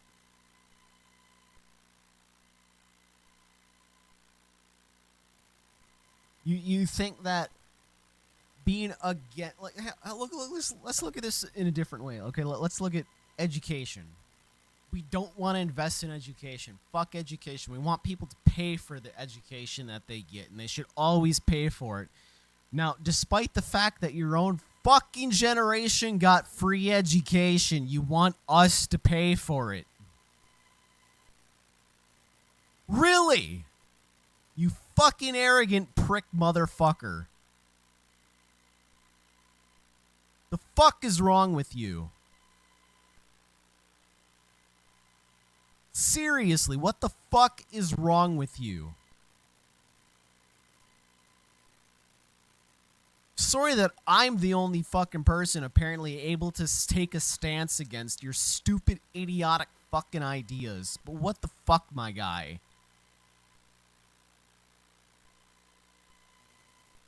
Everywhere has proven investing in your education is beneficial to everyone. And you're trying to argue against it? How fucking stupid are you? How stupid are you? Not us. You. You ignorant fuck.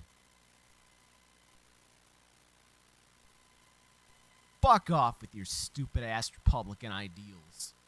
Fucking shit should be shit on exactly as it is. The same fucking idealisms you have. It's garbage.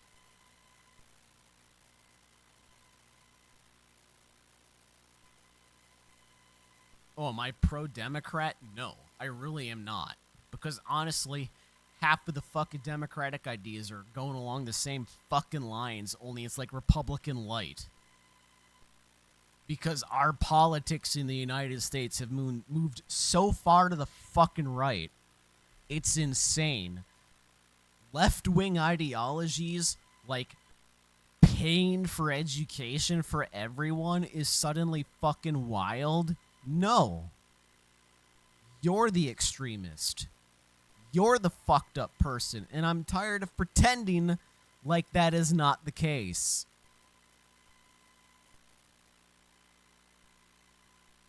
Fuck you.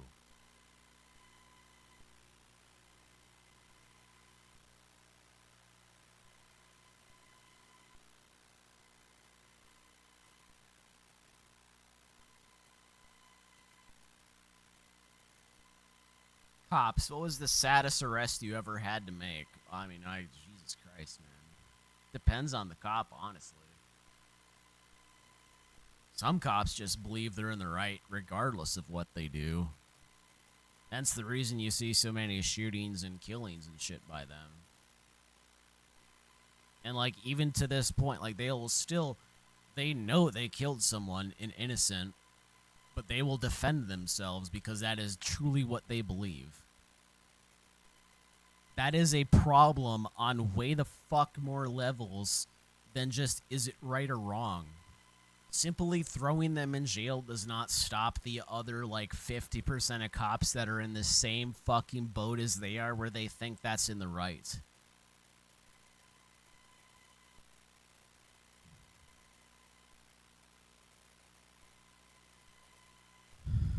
I don't fucking understand this country. It is so fucking backwards in third world, it is just disgusting to me. The United States is seriously a shit third world country that poses as a first world country to try to, like, make what its shitty choices are acceptable, even though they're not. Let's see, let's switch to gaming news. Maybe I can, like, get out of this funk, and maybe we can like, listen to some patch news. Let's try that. The Diablo 4 Season 2 patch notes are actually very thick. We have changes in defenses, we have changes in offenses, we have changes in damage buckets, unique items, class balance changes. There's a ton to go through. We're going to start with some of the new items, item changes, etc. We're going to go through each one of these differences and break down my opinion on all of them, as well as what effectively it will do for the returning players, new players, what have you. Let's get going. Okay, so we had the Diablo 4 dev live chat. It was actually crammed full of significant changes, and they just released the patch notes to go along with it. So let's break down everything they added in the patch notes. Now, first and foremost, this is going to be a overlook on everything. I will also upload a full 2-hour where I think it's more of like an hour video of me breaking down and kind of reacting to the whole patch notes here. But let's go over what they're going. We have new unique items. Okay, new generic pants. When you take damage from non-physical type, you grant maximum resistances to the damage type for 6 seconds. 6 to 10% damage. Okay, that's nothing. That's literally nothing. That's nothing, sir. That is a big nothing burger with nothing sauce on your nothing burger fucking sides. So effectively, you know what? That's actually nuts because of the new changes to resistances. So those are goated pants, actually. That amount of damage reduction is going to be ridiculous if you're already at your... Okay, wait. Unless he explains the resistance changes, I have no fucking idea what this red-haired Alaskan dude is talking about. 70%, and that roll between 6 and 10% is huge. This is like, what is it, the brass dome chest plate or something that can give you maximum resistance from PoE. That actually seems quite good. We have a new barbarian.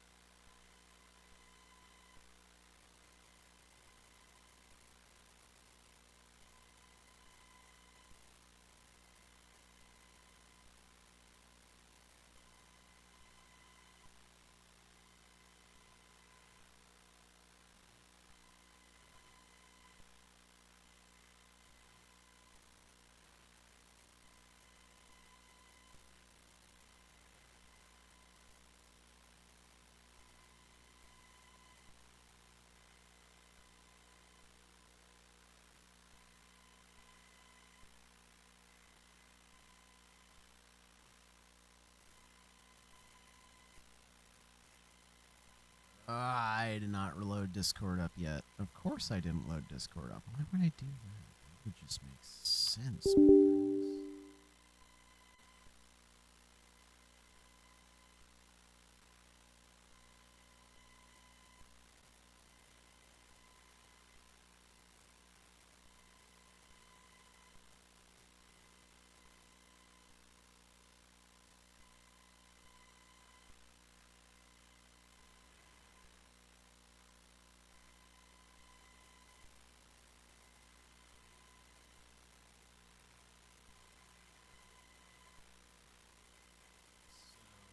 This is open. Oh, okay, there we go. I had to apparently take off the second screen that is duplicated.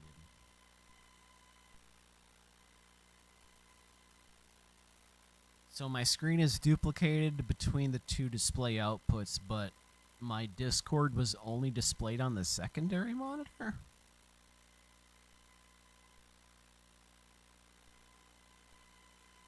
Wait, Windows, what the fuck? I'm sorry, how does that even fucking work? If the displays are duplicated, how does it only display on one display? Sir, I am confused. I do not understand that particular one. Anyways. Let's just put this on VTK laser. What a fucking number.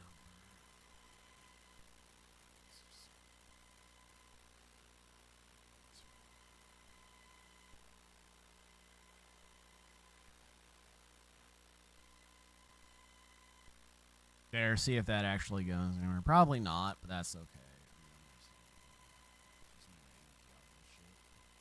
Oh, I am curious because, like, I really don't. Burying Helm, you can gain Berserking. While already have Berserk, you have 40-60% chance to become more enraged. 2 Fury per second, 10% cooldown. The new amulet that makes Boulder go in a hurricane, which is actually pretty pog. They showed that during the live stream as well. I like that one.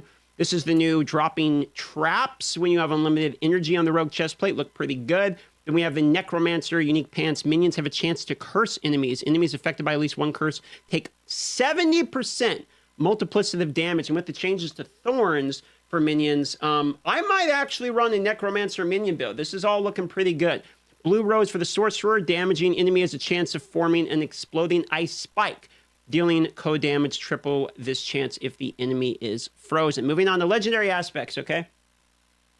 Sorcerers are becoming more powerful. You know, actually, one of my alt characters is a sorcerer. The fact that one character I'm playing with my girlfriend in Diablo 4, which, man, I want to get my girlfriend into Diablo 4. I want her to care about the universe. I want her to look into this shit. But it's really fucking hard when Blizzard as a company keeps making every fucking possible reason to shit on their company as possible to do that. Like, look, guys, I want to support the company, but it's really hard when every other fucking week a new scandal is coming out about Blizzard and how they're handling their people and how they're handling their business. For those that don't understand this concept, this is basically, wait, what am I looking for the words here? Responsible consumerism 101. So responsible consumerism is we're looking at a company, realizing how they treat their employees, the environment, and everything else, and seeing if you genuinely want to do business with that company. This is huge for so many reasons I cannot begin to describe to you, but I have a lot of people that come to me and like, look, if you're buying a game, that's not you being political. And like, I'm sorry, but when these same companies put millions of dollars into politics, it is literally you just saying that you were completely okay with getting fucked up the ass for no reason. Yes, actually, when they donate to political company, you know, PACs and all this other stuff, it 100% becomes fucking political, whether you invest your money into their company or not. I get you don't want to see that connection because you prefer that your companies are just blind, which, I mean, I'm glad that you think that's how it works, but it's not how it works, okay? You're just genuinely lying to yourself so you can feel better about your own purchase towards shitty products. And that is something I unfortunately can't support. I just understand that that is the general status of Americans by and large. They just don't care where they're buying from as long as they can get whatever fucking product they get in a timely manner. That's neither here nor there, though. Let's just be honest here. This is just me being questionable about the Diablo thing. I'm only reaching out to this guy just to see what happens. And unless it's a Diablo comment, I guarantee he doesn't give a fuck. Cannot salvage them. I've salvaged so many items myself. Items and stash can be marked as junk and favorite. You can Maybe I can get back on Diablo and actually be happy about it. now search the stash. So we have some like pretty banger quality of life changes here. Stuff that in my opinion is more like should have been there in launch. But you know what? I'll take it now because it's good. Sell all junk option will now only sell junk in the active inventory. No way. Junk sells junk and not stuff that we didn't mark as junk. Love that. Extractive aspects with the same legendary powers will now be grouped together. So we have some inventory management type of stuff here. No problem. Dungeons that have active whispers will now display them. Before it used to be that if you have an active whisper, it wouldn't show you the aspect under it in case you haven't already cleared the dungeon, etc. Streamer mode has been implemented. Hey, Thank you. Shout out to Blizzard for streamer mode.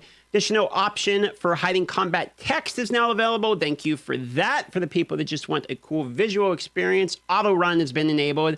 Wait a minute. Auto run's been enabled. When pressing the bound key button, the player will continuously move in the direction their cursor is facing. Okay. That's kind of nice. I wonder if this works with a horse as well. Probably.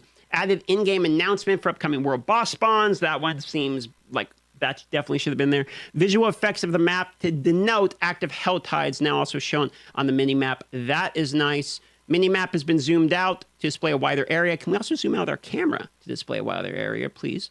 3 new icons have been added for the Helltide chests, so we can differentiate between them without going to a third-party website. 2 additional character slots, so people that have fully maxed out their characters, shout out to our boy Rax, then you actually have a couple of spots left available to actually make new characters. Moving on to items here. Enchant cost is now determined by a coefficient of base item power plus the item type instead of the item sale value. For rare items, this would generally result in a higher initial cost, but subsequent enchanting will continue to escalate at significantly reduced rate than prior. Enchanting costs will be generally reduced across the board for legendary items. This is good because it's pretty quick to brick an item when it comes to cost. So let's continue. Yeah, I'm not gonna lie. Like, honestly, in my experience, when it comes to trying to change the few good stats into bad ones into good ones, you get like 1 or 2 shots at it, and then it's so fucking expensive that unless you've just been doing this for ages, there's no way to afford it. And you basically have to give up on the item until you find a new one of the same type. That's not okay. That sucks. Genuinely sucks. For example, when enchanting a rare, prior to the Season of the Blood, we have 54, the 282, the 338, and now it goes 64, the 120. This is ramping way less. Yeah, that is way less ramping. That is way more fucking acceptable. I still don't think it's fantastic, but I mean, hey, we're literally fighting against a company that doesn't give a fuck about its player base and cares way more about money. So any little bit of difference like this makes a huge big one on this. I really can't see Blizzard as a great company even with these small minor changes. Like, they have to do something supremely major to get me actually behind them again as a company. Love that. Good change. Enchanting Legendary Wand with 800 base item power was 164, now 72. This is less than half the cost. That is a buff for the players. Additionally, imprinting, adding sockets, or upgrading will no longer increase enchant cost. Then, damn nice. Okay, that's good. Thank you. There was some weird min-max stuff of okay, roll it first before. Yes, that. Before you do anything with it, which was stupid. This is a much better way that your ignorance can't really punish you as much. I actually quite like that. Yes, I agree 100%. These are W changes. Moving along, gems will no longer drop from regular sources. Instead, can be crafted at the jeweler. So this is the equivalent of a gem bag. Basically, they are now fragments, which will allow you to have better inventory space. Moving on, overall drop rate of elixirs has been reduced, so you'll get less of them. This is probably because elixirs are becoming more powerful. They're now going to raise your maximum resistance, and resistance is actually very strong, as we talk about here, just going into the future. Whisper caches will now always only reward items of the specified equipment slot instead of having a chance to include a random item of any equipment slot. The drop chance of scroll escape has been reduced. Wait, hold on. I want to read this Whisper cache again. Okay, so Whisper caches are better for target farming. The drop chance of scroll escape has been reduced, but now they do auto-use on disconnect, which makes them better. Theme Roses and Forgotten Souls no longer required to upgrade non-sacred or ancestral items. Thank you. So that is a small buff for early in the game. Item power ranges from Sacred and Ancestrals have been adjusted. So what is this? Sacreds now go up by 30. Ancestral now goes up by 105 in terms of the ceiling. And the floor of the Ancestral is now increased to 780 as well, effectively making the lowest Ancestral still better than the highest Sacred. This would make sense. I liked that. Moving on, level scaling Sacred 625, 700, 627, 702.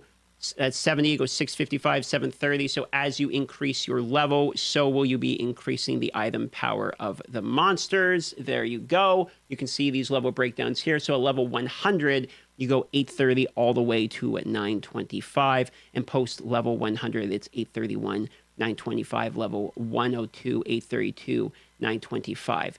I'm not sure what they mean by post level 100. Oh, wait, for monster drops. Okay, so that's what's going on here for a moment. For a second, I was like, did they take like the Cyvilus suggestion here and do this with your power level? But I didn't see monsters. Effectively, higher monsters you kill, the better gear you get, aka farming the higher tier nightmare dungeons increase the overall floor quality of the gear you will receive. So it gives you a reason to do that. I like that. Moving on, acquisition rate of forgotten souls have been adjusted. Salvaging a sacred item has a chance, 5% chance to grant forgotten soul. Ancestral is a 10% chance to get a forgotten soul. This doesn't seem like it's just legendaries. I like that. So this is actually acquirable. Two-handed weapons can grant 2 forgotten souls from salvage. All other equipments can grant 1. I'm assuming this is for rares as well, or is this only legendaries? Let's see. Forgotten souls can become much easier to get in Season Malignant. Helltide was designed to be a primary source, but being able to acquire them through other means incentivize players from doing Helltide. Correct. I haven't set foot in Helltide.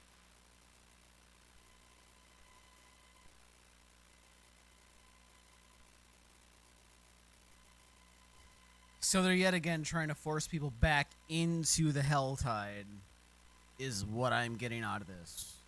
Helltide since this change. We want to encourage players to participate in Helltide more, but do not want to I'm kind of half and half on, because Helltide, at least when I was playing, was hourly specific. It was not something you could just turn on the game and jump into doing. You could turn on the game and have a chance of doing it, because it might be that you joined the game at one of the points where they just went active and you'll have your 1 hour time limit to actually go in there and do that. Or you could join at 15 minutes to the end point, in which case you could probably go for like a 75 soul chest. But that's about it. You're not really going there to try to get better stuff, because you're just not going to have the time to do it. completely shut down alternate sources of forgotten souls. We have broadened the types of the grant forgotten souls when salvaged, but decreased the drop rate. Previously, only weapons could provide them when salvaged, but it was a guarantee. I'm assuming this is legendary. It doesn't. They don't mention it. Just says item, but I'm assuming they mean a legendary item. I would assume. Let's continue here. The following loot adjustments have been implemented per tier. World tiers 1 and 2 unchanged. World tier 3 only legendary, unique, uber, unique, and sacred rare items would drop. So uber, unique, confirmed. World tier 3. Players will instead receive additional crafting resources. Okay, like that. You get crafting resources. Only legendary, unique, uber, unique, and ancestral rares will receive additional crafting resources, aka world tier 4. You're no longer getting sacreds. They mentioned this in the first live stream. Go drop rates have been increased in world tier 3 and 4 to balance out these changes, which I like that. And this mixed with the fact that enchanting cost should factually be down means gold is better for the player. And then we can reset Paragon boards more efficiently now, which means people will be doing it more often, which means you're going to want more gold. So that seems like a good change. Let's continue here. Yeah, we'll have to see that in practice. Dungeons. You can now teleport inside of the dungeon. Nightmare sigils will be rewarded upon completing the dungeon instead of only after defeating the final boss. Monsters in Season of Blood will spawn sooner to the entrance. This is meant to help reduce the amount of walking needed. Love that.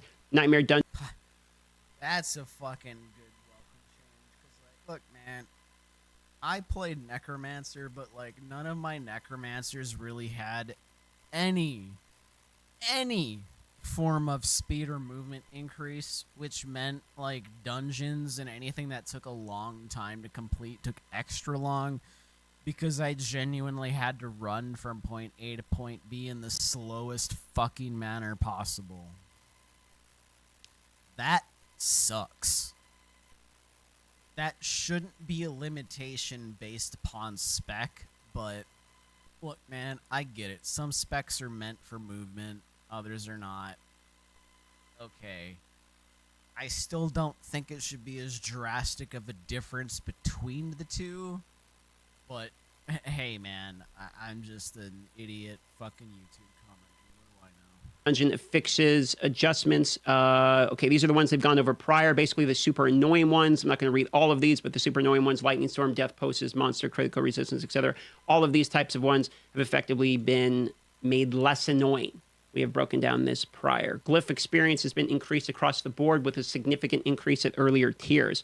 Overall, glyph experience across all tiers is up 19%.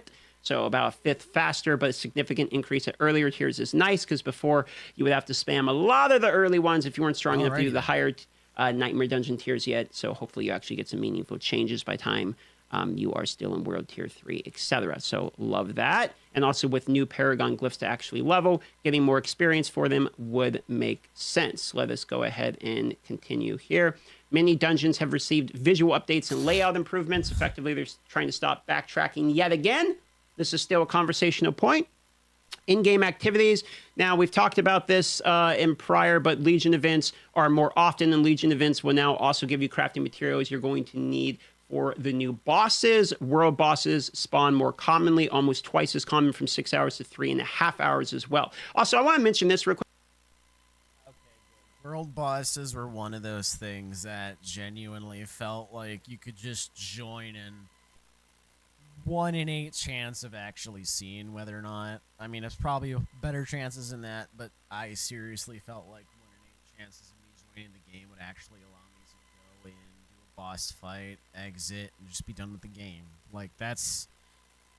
Look, man, it's a really fucking weird half and half between trying to satisfy the casuals between satisfying the hardcore players. I get that. But man, some of these timer rates seriously take casuals and just fuck them up the ass. Quick, the Legion event XP increase has been increased by 75%. 3/4 of an increase there for Legion events. Legion events are already kind of... Okay, I already deleted that comment. I'm going to go on to something else here.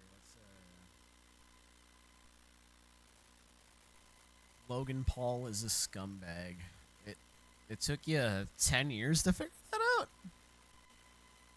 Have you seen any of his, like, vines? Like, the guy can sometimes be funny, but is also an incredible fucking douchebag.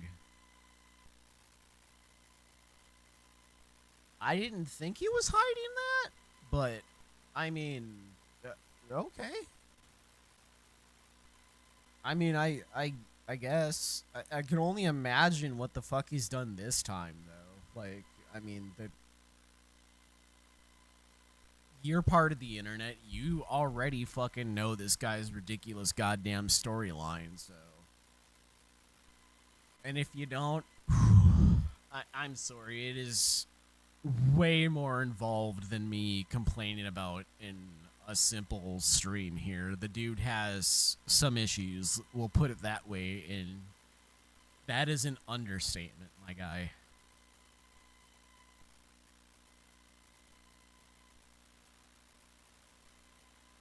The hidden reason manufacturing jobs have disappeared. Oh, because cheap labor overrides expensive labor. No, that's really it. You don't really need to look much beyond that. The other thing is, a lot of other countries also don't have safety standards that America has. That is a huge thing. Like, even if the base pay were the same, like if we actually had like a $7 an hour, which, let's be honest, is a fucking hilariously embarrassingly low rate that you couldn't afford most housing unless you worked 2 or 3 80-hour jobs a week. you wouldn't be able to afford a standard to place in America. So besides that ridiculously fucking stupid statement that unfortunately exists in truth, other countries don't have safety standards. Like, you know, oh, in America, we have to make sure that people are secure in their job and that, like, certain safety things like machines, you can't, like, they have to be locked out, tagged out for safety reasons. Well, in other countries, they don't have that.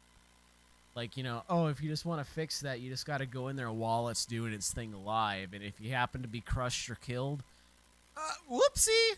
Like, apparently that's your fucking problem. We'll just hire someone new to take your place. And no one gets sued. No one gets, you know, punished for that. Because it's completely legitimate and okay. That is one reason why American companies outsource.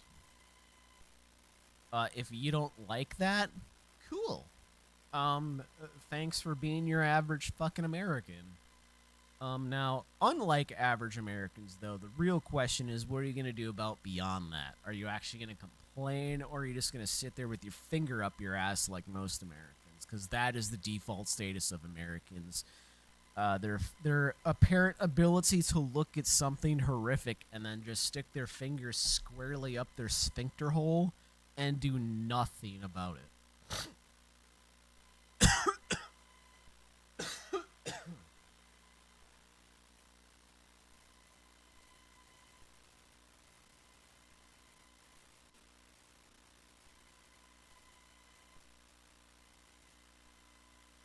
The sheriff's office allegedly tracks kids they think that will be criminals. Are you even remotely fucking shocked? Are you remotely surprised? Holiday, Florida. Of course it's a story out of Florida. Why the fuck would it not be out of Florida? Fuck, man. If you want some anti-humanitarian bullshit, just go to Florida. My God, that fucking place. Like, how the fuck did I live there as long as I did? Fucking A, man. Unbelievable, that place.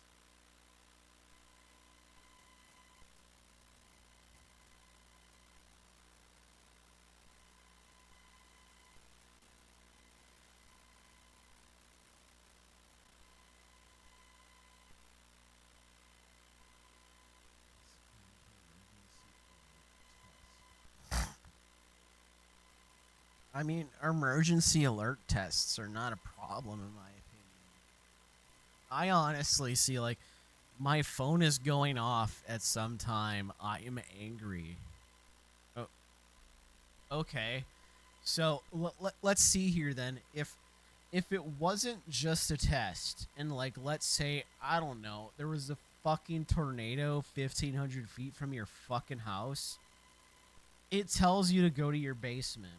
Are you seriously just gonna look at that message and be like, fuck you, government? Or are you gonna be like, maybe I should get into the basement? If they're testing that system, fucking let them, you stupid fucking troglodytes. God damn. Fucking people are so broken in this day and age. I really don't understand it.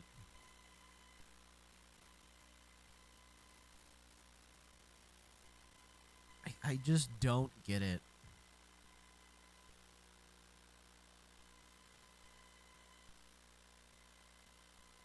And yet, apparently people like me that are willing to point out these fucked up situations are the problem.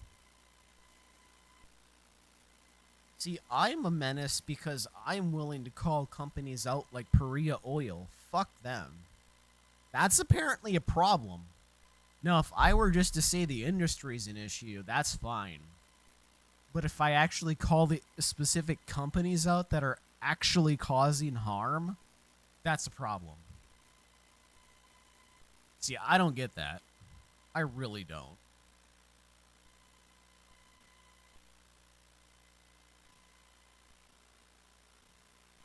Apparently, I am just not designed to live in the current world as it is. I'm really not.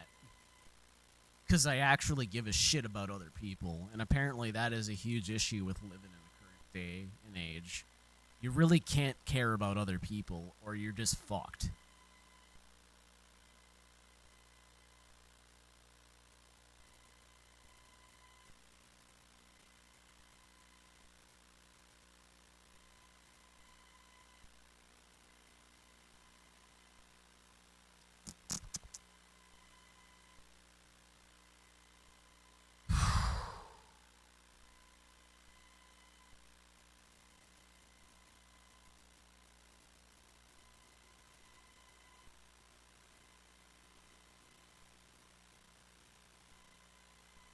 Yeah, sure. Let's see this. What does it mean to be a soldier to you? 수령을 위해서 그리고 당과 수령, 조국과 인민을 위해서 목숨을 바쳐서 싸워야 되는 것이 저의 임무였고요. 그렇게 하는 것이 저의 가족을 지키는 길이라고 생각하는 것이 군인으로서의 사명이라고 생각했습니다.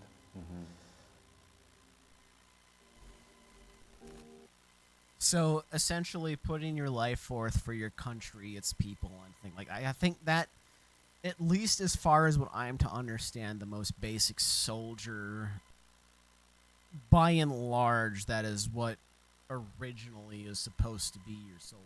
Like, I mean, I get it. Again, America is so fucking beyond a help and beyond a hope right now. Like, I know people like half the people I know that went into the military at this point never went in because they're pro-government. They did not go in because they give a fuck about American life. They really didn't. They don't care about that. What they care about is finding some way to survive in an environment that is so fucking crap that this is about their only option that they fucking had. That is vastly different than trying to say, be the hero. Be the better person. You can't just look at this as my only way out and be the better person. That's not how that works. That's just not how it works.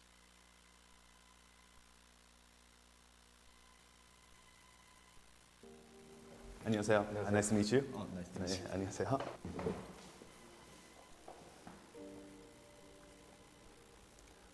Where and when did you serve?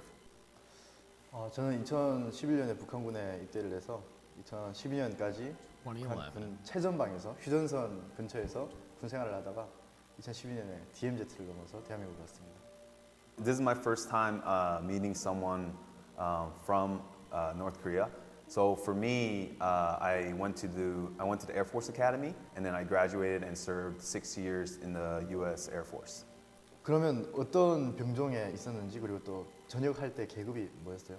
So I was a captain in the Air Force, and I worked as a officer, basically negotiations, like contracting. I guess, what age did you join the military in North Korea, and was it a hard lifestyle? 일단 저 같은 경우에는 I was gonna say, yeah, like they're Okay, here's the other weird thing a lot of people do not understand. Do you see this parentheses right now? When they're 18, which in the US is age 16 to 17. The way they handle the ages over there is really fucking weird. And as far as I'm to understand, I think South Korea still has some of this like weird logic behind it, where it's like your age is dependent upon like the time frame and you were born more than the actual date that you were born. So like if you were born between 2000 and 2002, well, your age is still only X years old. Even if you're older than that, it doesn't matter. Legally, your age is X. For Americans, it's a really fucking weird concept. It doesn't make a lot of sense. Over there, though, this is pretty common practice in, like, North Korea. Hell, I'm pretty sure in South Korea it's still practiced at this current point. I don't think they have, like, you know, when your actual birth date is when you're really born. I don't think they actually include that anymore. I'm pretty sure it's still based upon their weird government cycle system that they have. 저뿐만 아니라 북한의 모든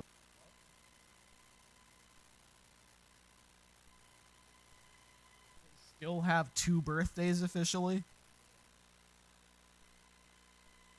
Yeah, it's not the official birthday of you. It's the... But it's still like that national, like, you're grouped into this group, essentially. And your grouping number, not your actual age number. Okay, yeah, that's... I was gonna say, weren't they complaining that there's like a lot of underage drinking issues in South Korea because of this exact thing? You're grouped aged, so they go off of that, and like, you know, you might be 16 or 17, but you're still able to drink over there, which is wild in America. Like, you wouldn't fucking do that. But over there, that's commonplace. Like, that's just how you do it.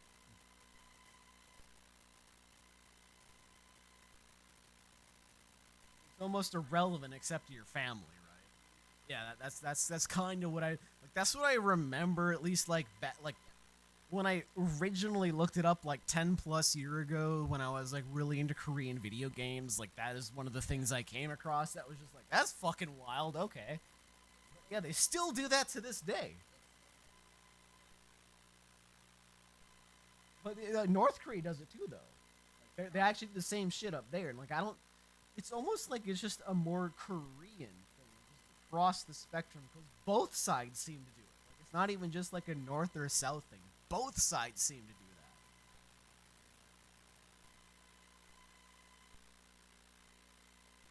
that. Like, everything from North Korea is hit or miss at this point. I mean, it's hearsay 9 out of 10% of the time, because it's North Korea. You can only do so much against a Warning, Captain. 1 hour mark. country that Please take a break if literally needed. refuses to answer any questions from the outside.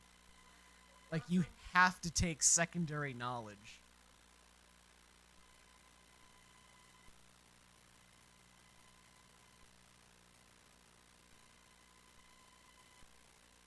Yeah.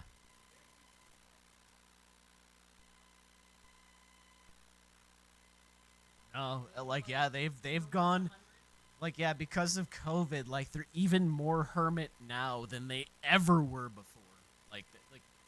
Like Juby, I don't know if you could hear her, but even she stated, like, you know, there was a point where you could get like maybe 1,000, 2,000 people in and out of the country each year at a time, which, you know, is still not a lot. And like, by all means, like, trying to take the 1,000 people's word over the entire country, it's hard to do. Like, yeah, they're probably truthful, but at the same time, you don't have that backing. You know, it's just hearsay, which is a really hard thing for governments to take as truth. And it's a hard thing for a lot of people to take as truth. Which is, it's, you know, it is what it is. We all have our own opinions on it. We can only do so much about it, though. Anyway, though, back to the story. 그 남성들 Oh no, you're good. And like, I'm kind of happy that the second opinion came in, because like I was like pretty sure that was still a thing, but like, it's been a while since I looked it up directly, so I can't say a guarantee this is how it's done.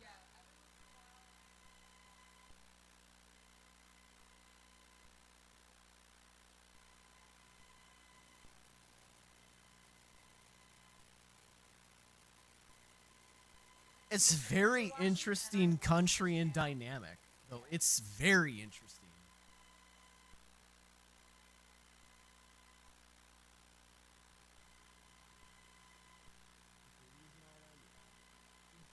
It's called Foodies, but honestly, half the time they're not even talking about food anymore. They're just talking about variations between different stuff, and like I'm 100% I'm for that. I don't give a shit what you name yourself. Like you're still doing immense amount of amazing work by like simply putting these two people in the room, asking them opinions, and comparing them. Like, you know, it's such a strange, unique thing because they are genuinely from two different worlds at this point.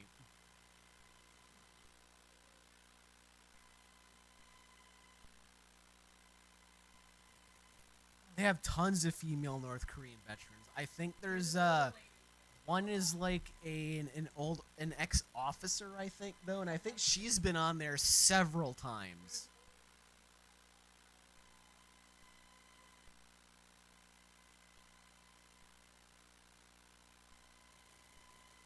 Oh, that's incredible.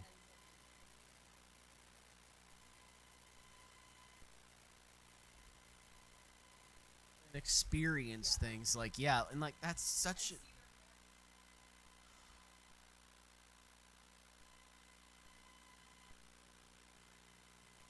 yeah, no, they like, yeah, as far as I understand, as soon as you join the North Korean military, you're excommunicated from your family, your province, anywhere you're from. You're usually not stationed anywhere near any of that. They put you as far away from where you are as possible to isolate you so that whatever they say is truth, and you don't have the chance to go and ask anyone. You know, you're told what to believe, and that's what you have to believe, which I think is fucked up, but hey, man.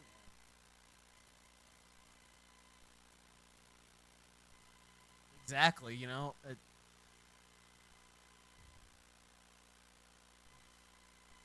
I'll be right back, guys. Sip. Please. 들은 그리고 북한 나이로는 18살에 군에 입대를 해요. 북한군에서 10년 군 생활을 하는데 정말 네, 10년을 네, Wow. 지옥 같은 그런 삶이라고 보면 될 것 같습니다.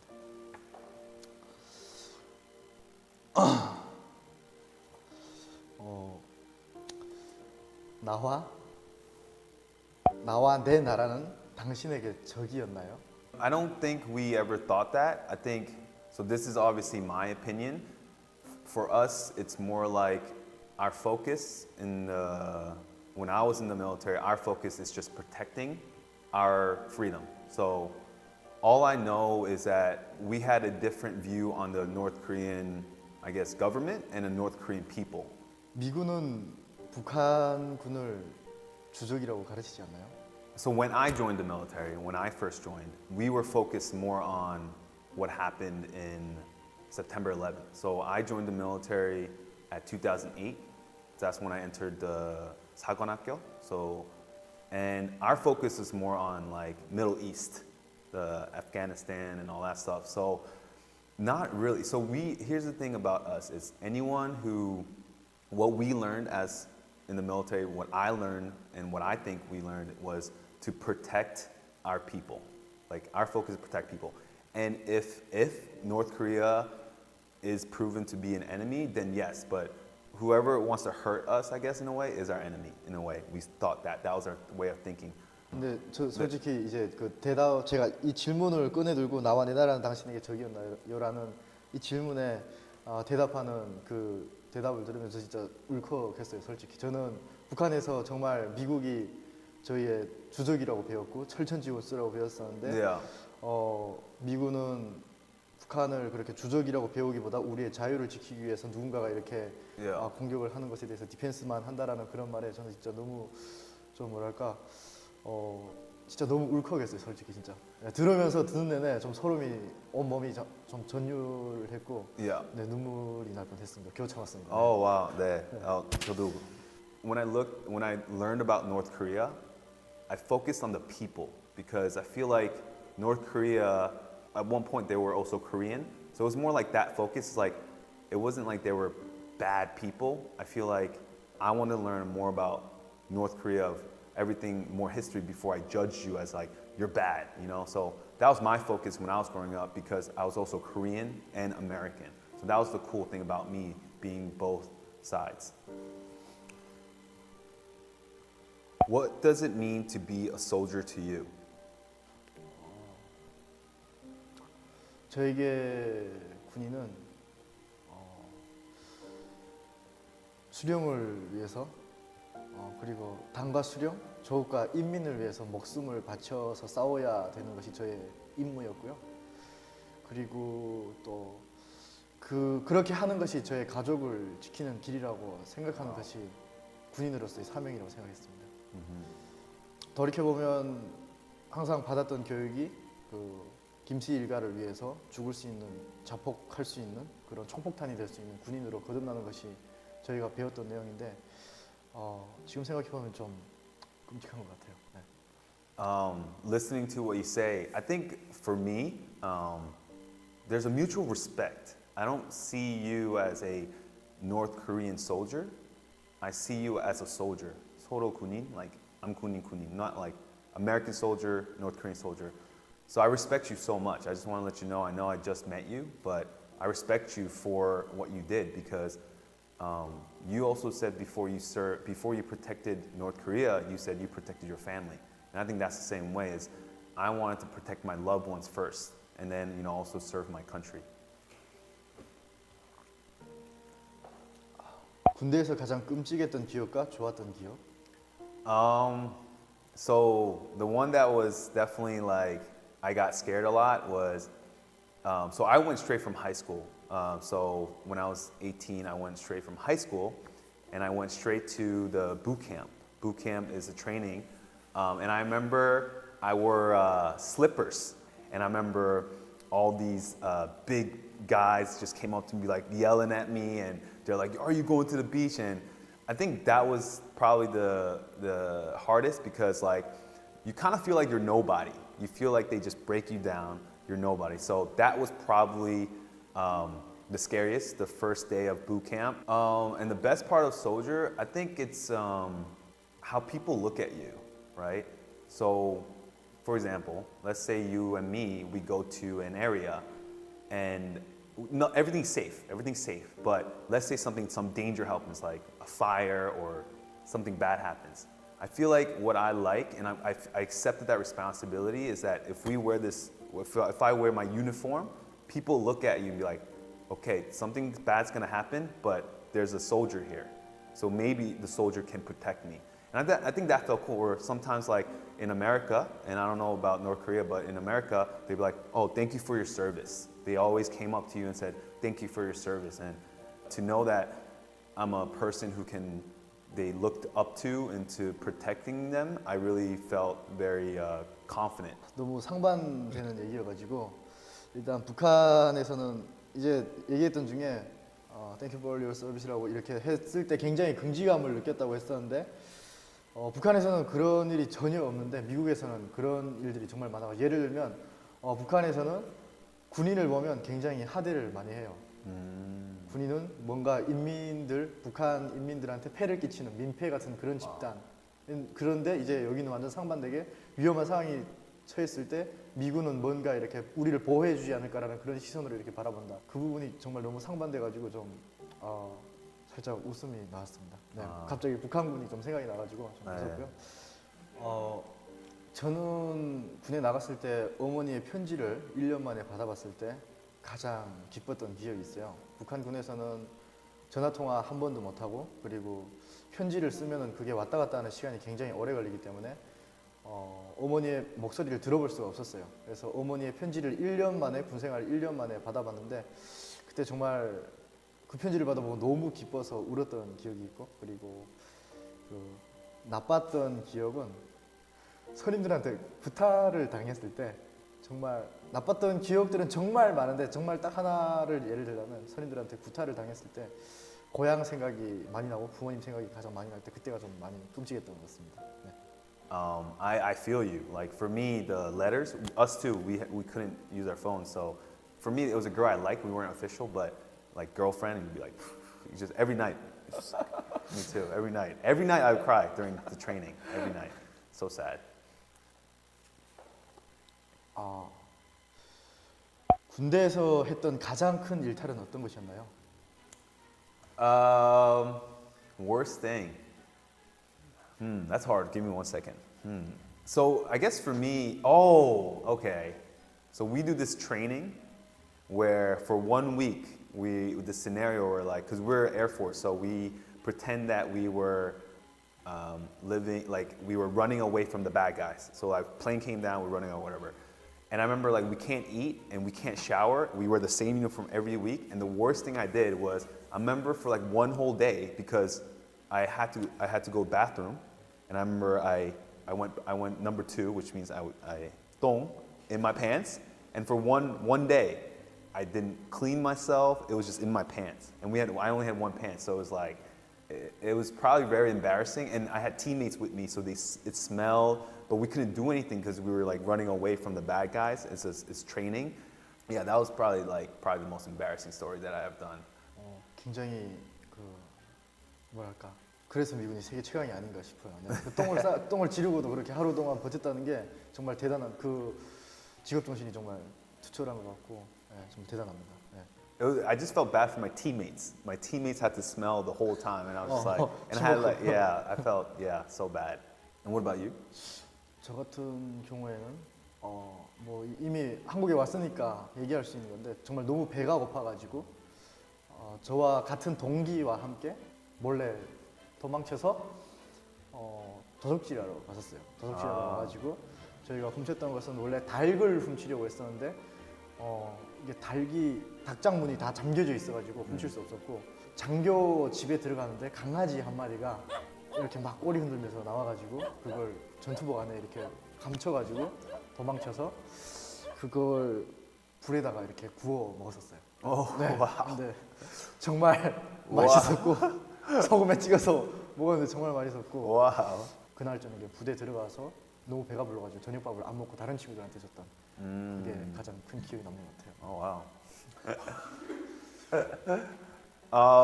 Yeah, that's crazy. You know, that story is very funny because that's first.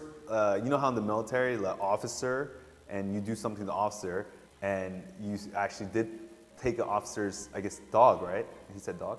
Officer's dog, and you did that. That's kind of like, you know, because I never had dog before, but that's crazy that you did that. But the crazy thing is that you did something bad, but you still did something good by sharing it with your friends. That's still like, it's like a good and bad thing. So I was a little upset that you ate a dog because I love dogs, but I think the fact that you shared with your friends, you're a good guy. But man, I was like, whoa, okay. But you're very brave for stealing an officer dog. That's very brave. 저도 강아지를 사랑하는데 정말 저도 강아지를 좋아하고 사랑하고 지금도 키우고 있어요. Oh, okay. 지금 제가 키우고 있는 친구를 보면 그때 그 생각이 나서 정말 미안하긴 하지만 어쩔 수 없었어요. 그때 너무 배고팠어요. Yeah, of course. Yeah. 그리고 저와 같이 지금 유튜브를 하고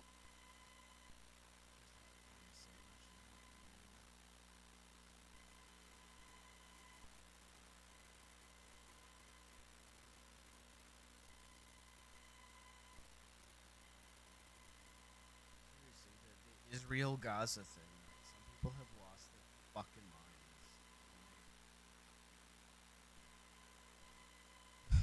The inability for people to say that war is bad.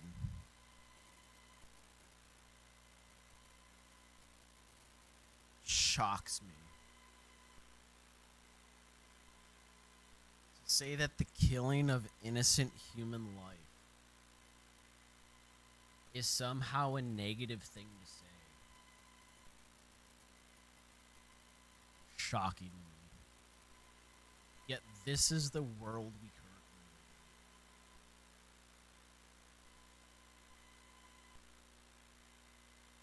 in. I just don't fucking know, man.